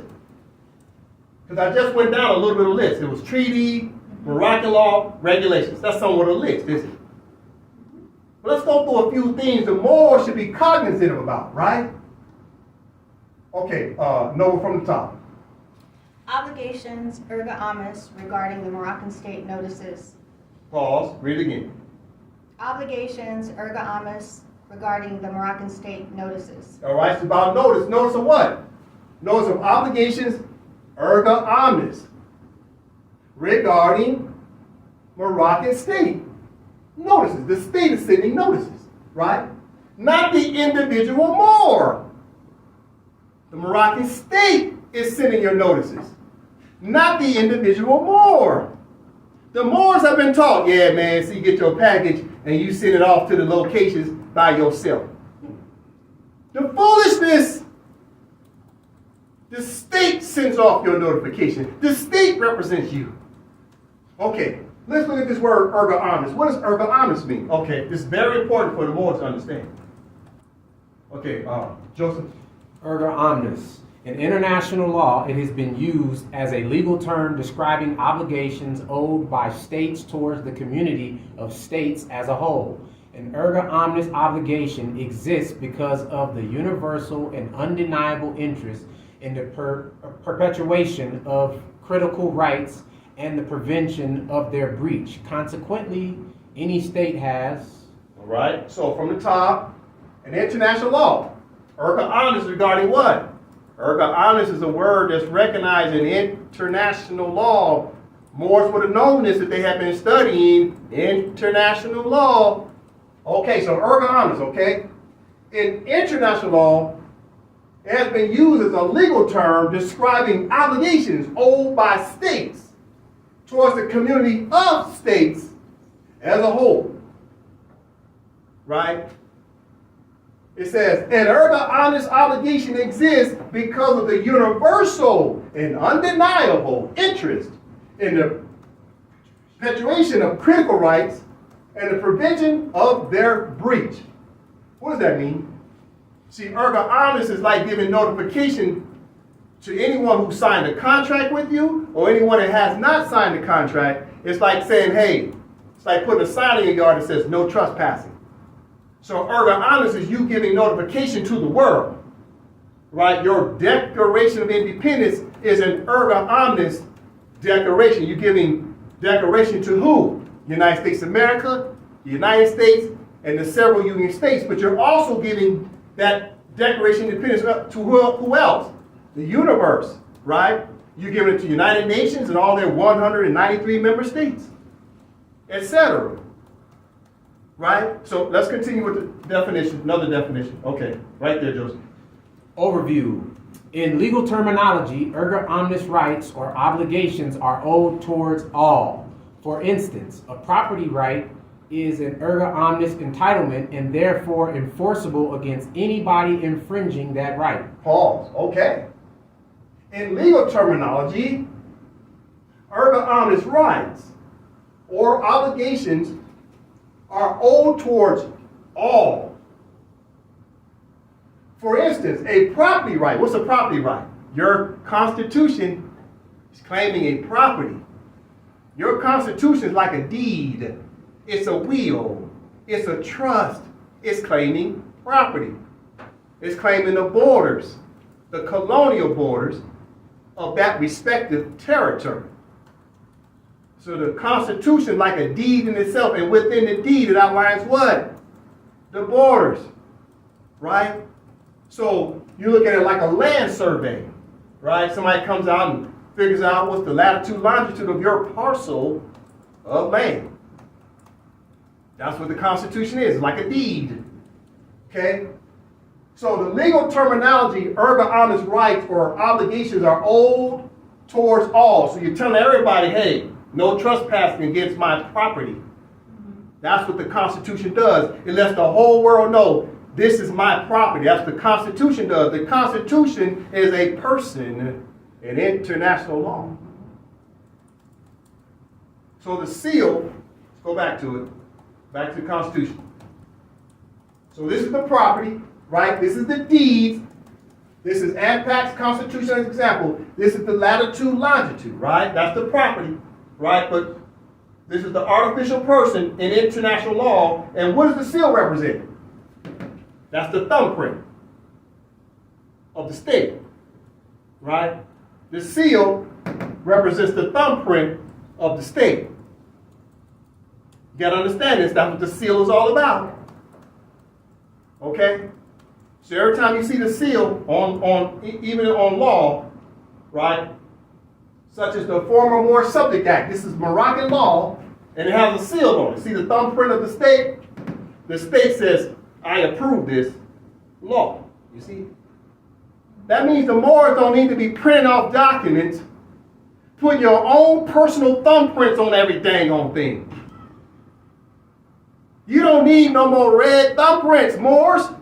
The thumbprint's already on the document. The state has approved it.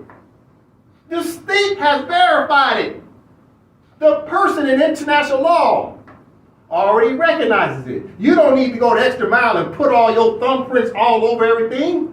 The thumbprint's already on it. There it is. We've been miseducated.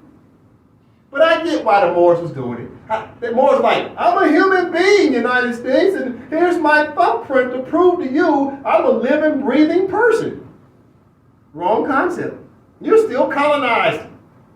You're still in the jurisdiction of Oz, Dorothy. I don't care how many thumbprints you put on the documents while you're in Oz. You ain't came back to Kansas yet. Everybody's living and breathing in Kansas, not at Oz. I.e., everybody's living and breathing in the jurisdiction of Morocco. And you're still an artificial person. You an ens legis while you're still in the jurisdiction of the United States. I don't care how many thumbprints you put on your documents. You still dead on paper. You ain't returned back to the living organic state of Morocco. You ain't came back to your nationality yet. So therefore, you're still civil liter mortus.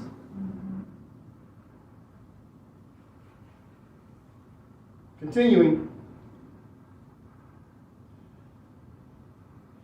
So on this list, all these annexes, i.e. exhibits, but in international law they call it annexes and not exhibits. So these annexes is an example of what Moors needed. And it should have been an erga omnes notification from who? The state. Not the individual Moor and all they dang on thumbprints all over everything while you're still in Oz. Okay, so let's take a look. So we got 22, right? We got 22 exhibits on here, okay? Excuse me, annexes. Okay, from the top, no. 1, Annex 1, Political Moorish Declaration of Independence of 2021. Paul, so first thing we needed was what? A Declaration of Independence to declare that the nationality is about to now emerge as an independent state of people. But what's the nationality is the question. You can't say Moorish America's a nationality. That's an adjective. That's a religious status like Baptist. The Baptist people can't say, us Baptist people declare our independence. It ain't gonna happen. It ain't gonna happen. But Moroccans can declare their nationality. So in your Declaration of Independence, you gotta say the Moroccan nationals, or else it ain't gonna float. You can't say, we the black people. You mean the black's an adjective, it's not a noun, it's not a nationality. Moorish American's an adjective, it's a compound adjective. This is why they don't put it in the dictionary, because all the Moors will find out that Moorish American as a word is an adjective. That's why they don't put it in the dictionary. Tastari Bey ain't taking the time to petition Merriam-Webster's dictionary to make sure Moorish American's in the dictionary. Has he? He only been around since 1980. Scientology is in the dictionary. Baptist is in the dictionary. Why isn't Moorish American in the dictionary? Heck, even Beyonce got the word bootylicious put in the dictionary. Why haven't the Moorish Americans got the word Moorish American in the dictionary? This is ridiculous, but at the same time, you got to say, why isn't Moorish American in the dictionary? It's because it's an adjective. It's not a noun, which means it can't be a nationality. You got to see what's happening. You got to see why these grand sheiks, and the national grand sheiks, and the supreme grand sheiks haven't petitioned the dictionary companies to put the word Moorish American in the dictionary. You see what's happening? Yeah, the Moorish America is getting exposed around here. This is AMPAC study session. It's an educational platform. We're going to learn something around here that these Moorish American so-called master teachers haven't taught you. Okay, here we go. Number 2. Number 2, Moorish Constitution of AMPAC of 2021. Pause. So now you need what? Now you follow up your Constitution because of your Declaration of Independence. And the Constitution sets forth what? The Moroccan law. The Declaration of Independence is not law. It's what? It's just a declaration. It's what you call an intent. It's an implied intent. Has to be followed up with the procedure. Right? The documentary evidence of the properly written instrument is the Constitution. All right. Number 3. 3, AMPAC Udi Posedatus Juris State Flag of 2021. Okay, so all states have flags. AMPAC has its own flag. There it is. There's our flag right here. AMPAC's flag is right here. We got a seal. I've showed you the seal already, right? Do the Moorish Americans have their own flag? No. They run around rocking the King of Morocco's flag. King of Morocco don't protect no Moors. They don't recognize Moors in the King of Morocco's Constitution. Go look it up. Look up King of Morocco's Constitution of the year 2011, Article 4. Read the entire Constitution. It never mentions the word Moor. It don't mention the word empire or sultan. So you got to understand, we needed our own flag, right? Signs and symbols. Okay, next. 4, Annex 4, Empire of Morocco State Flag 2023. Okay, where's the Empire of Morocco flag? Right here, right? Red with the green 5-pointed star in the middle with 2 green stripes, right? So it's a circle 7 flag, not a 5-point flag anymore. It's a circle 7 flag, right? Love, truth, peace, freedom, and justice. It's got 2 more points of interest. The top green stripe represents what? International law. The bottom stripe represents what? Moroccan law. You see how powerful that is? Isn't that what we're learning from the ICJ? It's about what? International law, top green, and Moroccan law, bottom green stripe. You see? This is very powerful. The more got to understand. Right? Okay, what's next? 5, Annex 5, Ratify Triple Principle Bill of Rights of 2023. All right, so ratified triple principle Bill of Rights. What is that? That's the preamble of the Act Adversaris. It's about what? What was the triple principle all about? It was about what? Sovereignty and independence. That's box number 1. What was box number 2? Integrity of domains, right? What was box number 3? Economic liberty without any inequality. That's the triple principle, right? That enshrined the Bill of Rights for the Moors to have a sovereign, independent state. What's integrity of domains about? Oh, that's your what? Moroccan laws and regulation. That's integrity. What maintains the integrity of a state? It's its laws and its courts, you see?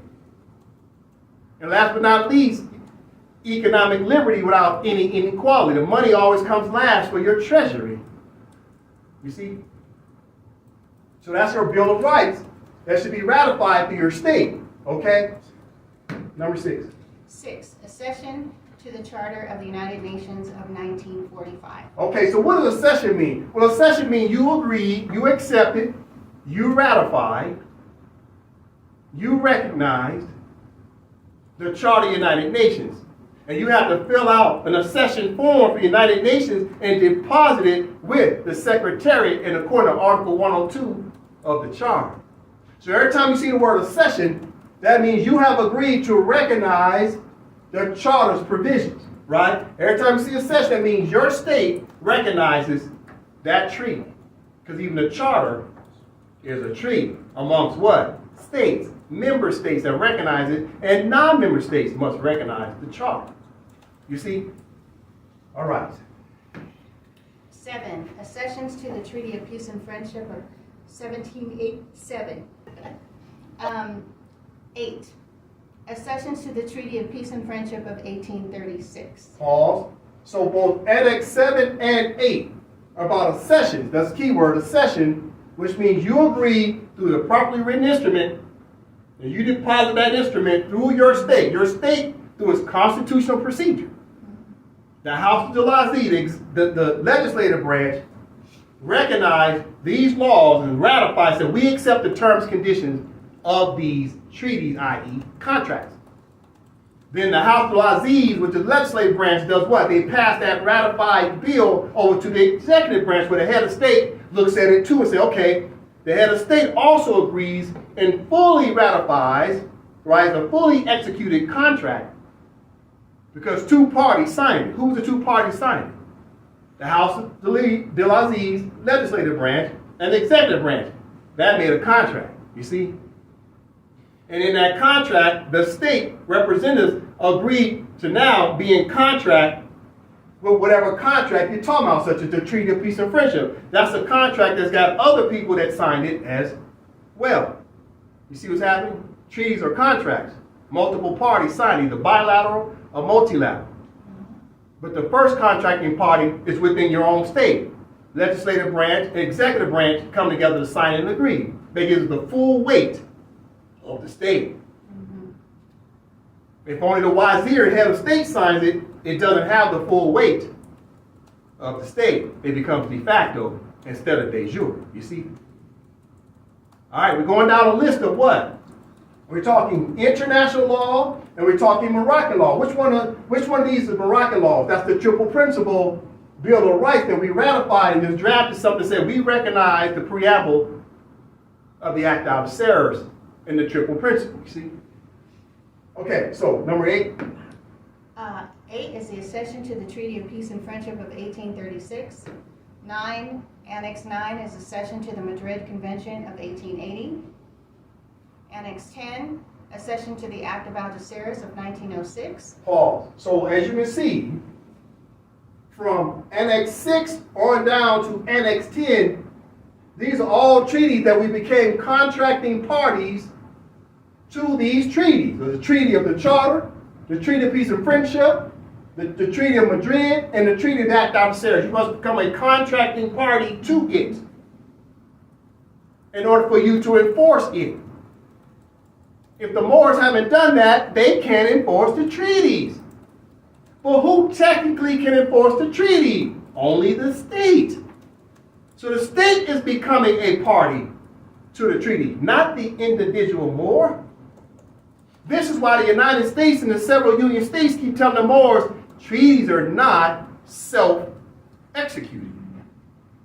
Treaties are not self-executing. Moorish Americans.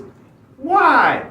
Because only the competent authority of the state can come and negotiate any act regarding that treaty. Only the Minister of Foreign Affairs or the Consul General, the head of state, the consular court judges, only the authorized authorities can come and negotiate or enforce said treaty because they're authorized. Let me give a more example. You have to be the competent authority sitting in the proper office to enforce a particular contract such as treaties. Let me give you an example when I'm talking competent authority and the power of competent authority, meaning the authorized authority that's been placed in that role to enforce said contract. Let's use the example of the Holy Bible. When you watch the movies Exorcist, the family calls up the priest. Yeah, man, my cousin in there tripping. My cousin head spinning around, man. I need the priest come up in here, man. But the family is already already has in their possession what? A Bible, a cross, and some holy water. The family already been in there reading the Bible. They already been throwing holy water on their cousin that's possessed. They got a cross in their hand. They're trying to get their cousin to shake it loose. Loose the evil. It don't work when grandmama said it. It don't work when your mama said it. It don't work when your dad said it. Why not? They ain't the competent authority regarding that Bible. They had to call the priest. The priest walks through the door to deal with the demon, and all of a sudden the words that the priest is saying works. Why? Well, first of all, the priest got the same Bible. He got the same cross. He got the same holy water. But why is it that when he says the words have effect on the demon? It's because in the spirit world, the priest is the competent authority to read the words from the Bible. He's been ordained to read those words. He has the full power behind him because he's been ordained to deal with the spirit world.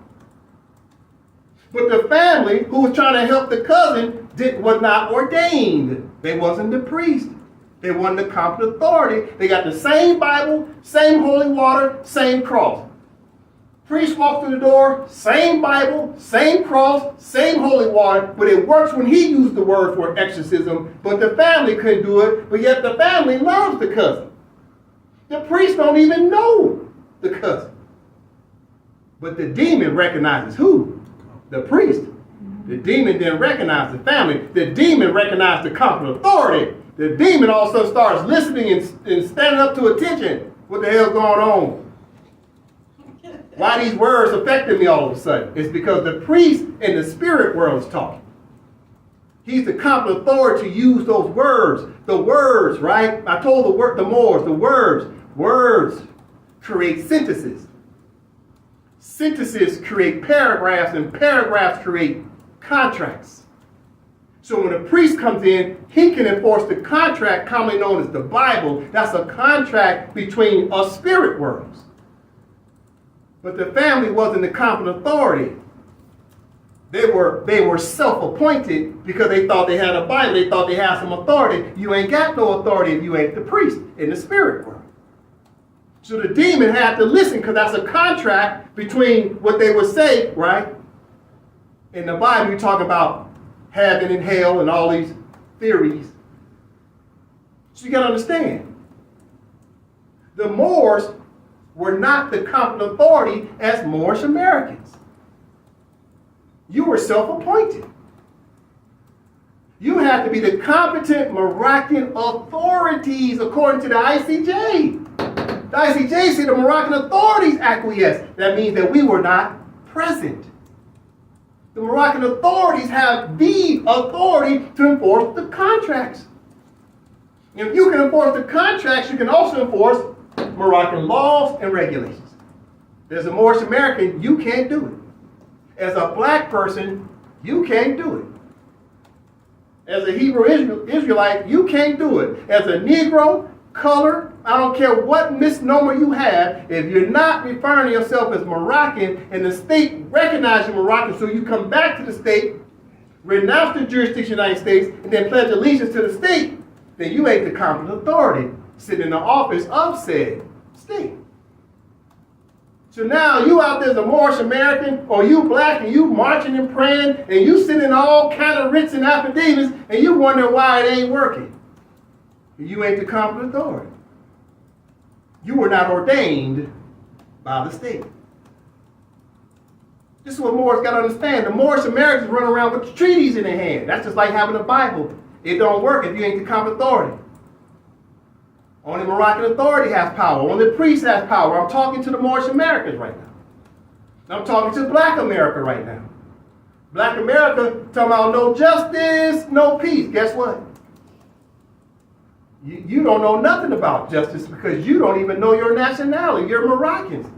You're Moors. The word Moor is abbreviation for Moroccan. You're Dorothy stuck in Oz, demanding for some justice while you're in Oz. You got to return back to your homeland, and that is Morocco. It's just like this. That's what the pen does in a matter of seconds. You renounce, and then you pledge allegiance, and you ain't left the spot you standing in because it's all about a pen. This is what the Moors got to understand. Okay, what else is on the list? Okay, number 11. 11. Accession to the Vienna Convention on Diplomatic Relations of 1961. Annex 12. Accession to the United Nations Resolution 1514 of 1960. Annex 13, accessions to the Vienna Convention on Consular Relations of 1963. And Annex 14, political recognition from 6 more state governments, 2023 present. Pause. So, what's this Annex 14 about? Well, it's about political recognition from 6 more state governments in 2023 to present. So, AMPAC, as example, has received recognition letters from 6 other Moroccan states. Right? Just a moment. So, these 6 Moroccan states, right? 2, 3, 4, 5, 6. These 6 states recognize AMPAC. And AMPAC, in return, recognize these 6 states. We recognize each other. That's a political recognition. That's very important in international law. Who recognizes you as a state? There must be recognition, or else you're all by yourself. No one can see you. That's what recognition means. They see you, they acknowledge you, they're ready now to get in what? Relations with you. You see? This is very important to understand. So as this list grows, we'll have more seals up here. We'll have the 8th state, 9th state, 10th state, 11th state, 12th, 13th, 14th. We'll keep recognizing each other and growing stronger together. You see? Going back to the list. So number 14, political recognition from 6 more state governments. So when you start dealing with the United States looks up and say, oh, you ain't by yourself, huh? Not only do you have a state, you got 6 other people got your back as erga omnes parties. Now your party is a class action lawsuit just got bigger against the United States. There's a lot of power in numbers, you see. But all the Moors have been taught what? To be individual Moors standing on the square all by themselves, like you just one pawn on a chessboard, and you're going to go up against the big bad United States all by yourself as a pawn. It's ridiculous what we've been taught. We got to get out of fellowship and worship and get into scholarship. What you're learning here is scholarship. Okay, number 15. 15, application for renouncement of the United States citizenship of 2021. 16, Annex 16, application for allegiance to the Moroccan state of AMPAC of 2021. Annex 17, Kendrick Bay ex relation Kendrick Johnson state issued ID of 2021. Paul, so now, number 15, you now have renounced the naturalized citizenship of the United States, and then immediately Annex 16, through application, now you pledge your allegiance to the Moroccan state. As soon as you pledge your allegiance, what happens next? Annex 17, Kendrick Bay, ex-rel Kendrick Johnson, now gets issued what? State ID, because the state recognizes you now. You come under the protections of the state. You didn't get your nationality card from RV Bay Publications. You didn't get your patently frivolous and arbitrary and capricious identification card from some Moorish American consulate BS. And you certainly didn't go down to Kinko's and print your own rendition of what you like your nationality card to be. No, you end up getting state ID from the state. It's a uniform basis, so everybody has the same state ID. And the state issued the ID, not RV Bay Publications. You gotta understand what's happening here. We're following procedures of law, Moroccan law, for the former Moorish subject, and now you got regulation. What's a regulation? Oh, you got state ID. That regulates something, you see? Now it protects you. You flash your state ID to the United States, they gotta accept the ID. Why? Because your state is the first person in law. Who's the first person in law? Your state. Who's the second person in law? That's you. That's the personal jurisdiction. But your state ID is the territorial jurisdiction that now protects the personal jurisdiction of the Moor itself. Right? So you got state ID, right? Okay. 18. Annex 18, Kendrick Bay, diplomat credentials, immunity ration personnel, 2021. All right, so what's 18 about? Okay, now Kendrick Bay is now holding an office in the state. Kendrick Bay is head of state, or consul general, minister of foreign affairs, right? Might be a legislator, could be a judge, could be a multitude of things in the state. Now the state not only gives you state ID, but it must also give you what? Governmental credentials, because now so you have immunities because you're a diplomat, you see? So under 18, Kendrick Bay gets diplomatic credentials that gives them automatically what? Immunity, rationale, personae of 2021. So also you get immunities because the state issued you credentials. The Moors can't be self-appointed, run around talking about, yeah, I'm the consul general of Morocco, I got immunities. That's BS.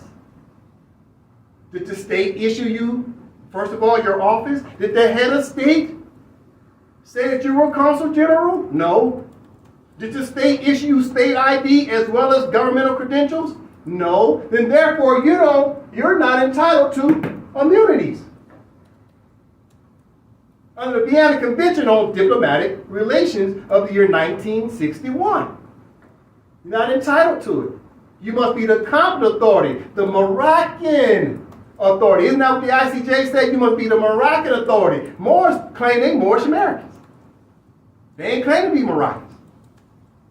How can a Moorish American turn around and say they got immunities if they ain't claim to be Moroccan? This is ridiculous. We've been miseducated. All right, number 19. Annex 19, notification of diplomats list of AMPAC, 2022 to present. Pause. So 19, what's that about? Notification diplomat list.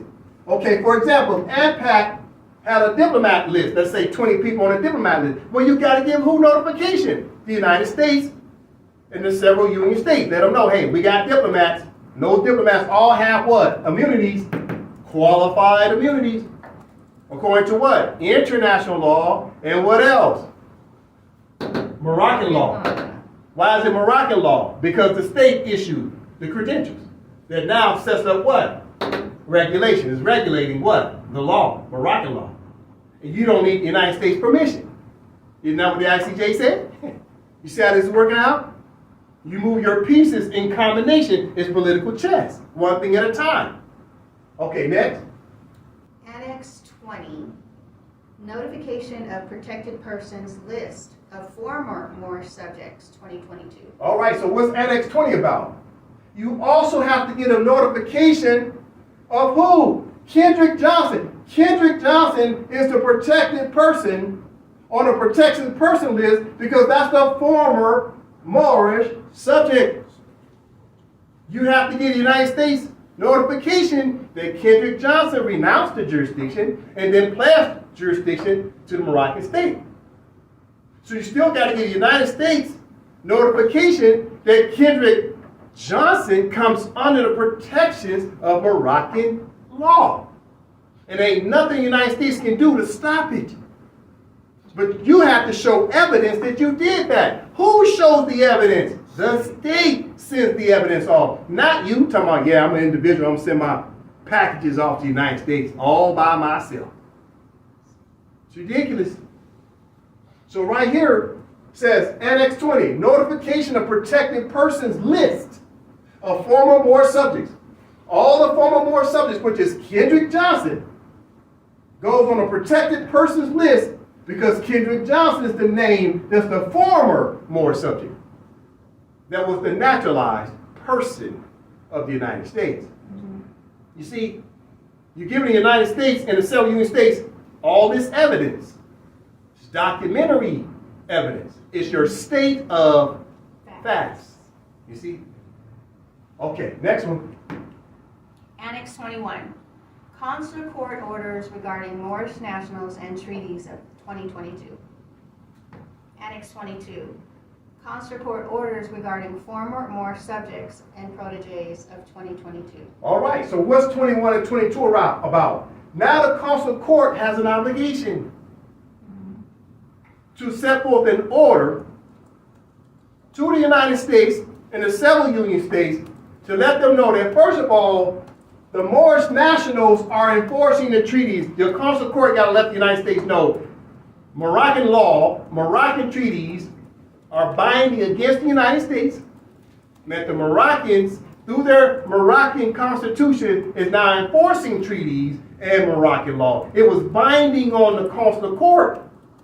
So on this consular court order that goes out first is about the Moorish nationals enforcing treaty rights. The second consular court order that goes out is about the Moorish subjects have returned back to Morocco, and they also come under protection. So you have Moroccan nationals, and then you have the former Moorish subjects. These are two separate names. So the consular court order, first one was about Kendrick Bay. Kendrick Bay was protected under the first consular court order. What's the second consular court order? For Kendrick Johnson, the former Moorish subject.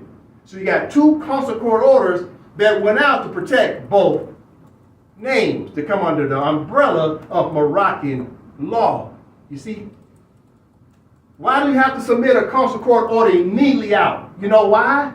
Because that's what the ICJ said.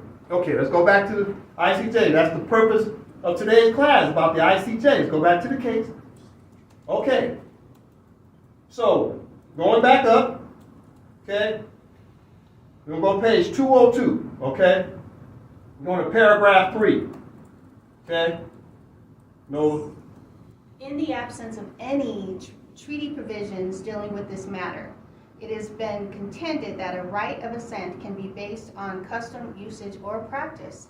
It is unnecessary to repeat the reasons which have been given for rejecting custom, usage, and practice as a basis for extended consular jurisdiction, and which are largely applicable to the right of assent. It is, however, necessary to point out that the very large number of instances in which Moroccan laws were referred to the United States authorities can readily be explained as a convenient way of ensuring their incorporation in ministerial decrees binding upon the consular courts. In that way, and in that way only, could these laws be made enforceable as against United States nationals, so long as the extended consular jurisdiction was being exercised. All right, so you can see the ICJ put the onus on the consular court to enforce the treaties, to enforce Moroccan laws, and to enforce Moroccan regulations. So the consular court had no choice that after you listed all these things as your proof, your state of facts, of your erga omnes notification, after all this long list, in the end, the consular court has to come in and validate to make all that binding on the United States authorities and binding on the United States nationals. You see? All you got to do is follow instructions, Moors. But the reason why the Moors didn't know nothing about this is because your so-called Moorish American master teachers never told you about France versus United States of America, or should I say they never went into the details of it.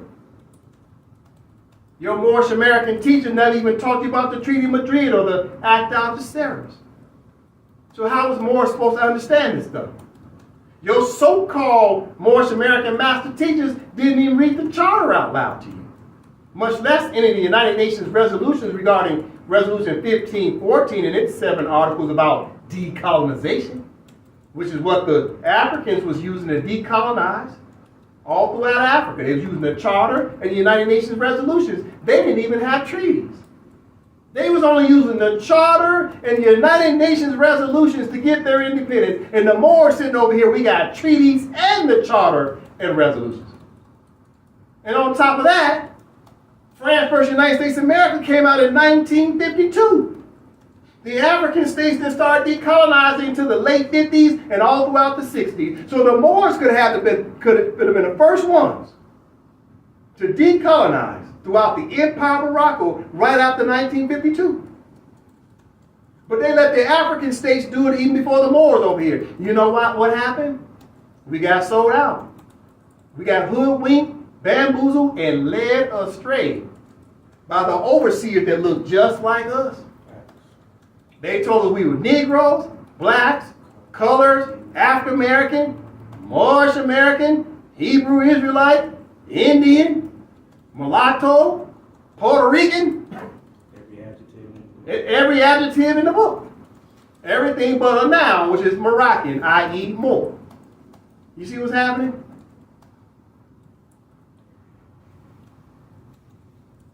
Okay, so as I start to close out, in the end, here's what happened. Here's what the ICJ said about giving notification to another state, especially about your diplomats, right? Now start to close out. Okay, good brother. The above stated annexes are administrative steps taken in harmony with Articles 73 and 74 of the United Nations Charter. Additionally, recalling an International Court of Justice's previous ruling as provided below. Recalling the ICJ's case of the Djibouti versus France, the state which seeks to claim immunity for one of its state organs is expected to notify the authorities of the other state concern. This would allow the court of the foreign state to ensure that it does not fail to respect any entitlements to immunity and might engage the responsibility of that state. Further, the state notifying a foreign court that the judicial process should not proceed for reasons of immunity against its state organs, and assuming responsibility for any internationally wrongful act in issue committed by such organ. Judgment date 4 June 2008. ICJ report page 244, paragraph 196. All right, so what is this about? Once you give notification that your Moroccan national is a diplomat of your state, your Moroccan national or any person that's protected, even on the protected persons list, once you give notification to the United States and the several union states, immediately one of the International Court of Justice case law says once you give notification, then that foreign state and its foreign courts no longer has jurisdiction over that diplomat, i.e. the personal jurisdiction of that national of yours. Let's read it again. The above stated annexes, right, that I mentioned, the 22 annexes, are administrative steps taken in harmony with Articles 73 and 74 of the United Nations Charter. Now you got to go back and read that, right? Continually. Additionally, recalling an International Court of Justice previous ruling as provided below. Recalling the ICJ case of Djibouti versus France. Moore's got to look it up. The ICJ, this was one of their quotes, right? It says, quote, the state which seeks to claim immunity for one of its state's organs is expected to notify the authorities of the other state concerned. You see that? So it's the state's obligation to notify another state. Then it says the Moorish American or the individual Moor's job to notify a state. No, it says state on state communication. But the Moorish Americans are all stateless. So they can't give a state on state communication. This is the ICJ talking, giving instructions on how you protect your diplomats and whoever's on a protected persons list, such as who? The former Moor subject, Kendrick Johnson. Kendrick Johnson's on a protected persons list. So now the courts of the United States and the several union states don't have jurisdiction over Kendrick Johnson or Kendrick Bay because you've given notification of the protected persons list. Whether they're a diplomat or just a regular national of your state, they're still on a protected persons list. So the ICJ says, quote, the state which seeks to claim immunity for one of its state organs. What's an organ? That could be a department, that could be a county, that could be a person, natural or juridical. Meaning it could be a natural person or it could be an artificial person. An organ is just an organ. You got to understand the language that in international law, organ is a generic word. That's Kendrick Johnson or Kendrick Bay. You got to catch what I'm saying. Let's start all over. Quote from the ICJ. The state which seeks to claim immunity for one of its state organs is expected to notify the authorities of the other state concerned. Who's concerned? The United States of America. And its representative, the United States. Right? For, as an example, the state of Texas. So if the state of Texas is trying to use their courts against you, well, the state of Texas, right, comes under the jurisdiction of the United States. The United States comes under the jurisdiction of the United States of America. The United States of America comes under the jurisdiction of the Moorish government. And it was the obligation of the Moroccan authorities not to acquiesce, but to actually do what? Enforce its treaty rights and Moroccan laws and Moroccan regulations as binding against the Americans and their courts, in order to remove the defendant who's Kendrick Johnson or Kendrick Bay. So listen, quote, the state which seeks to claim immunity for one of its state organs is expected to notify the authorities of the other state concerned. So who's giving notification? The competent authority of the state, the Consul General, the Minister of Foreign Affairs, the head of state, or the consular court judge. These are the authorized officials of the state. Continuing, this would allow the court of the foreign state to ensure that it does not fail to respect any entitlements to immunity and might engage in the responsibility of that state. So now the responsibility falls on the state of Texas, the United States of America. Now that they've been getting notification, they got to stop the court proceedings. Continuing.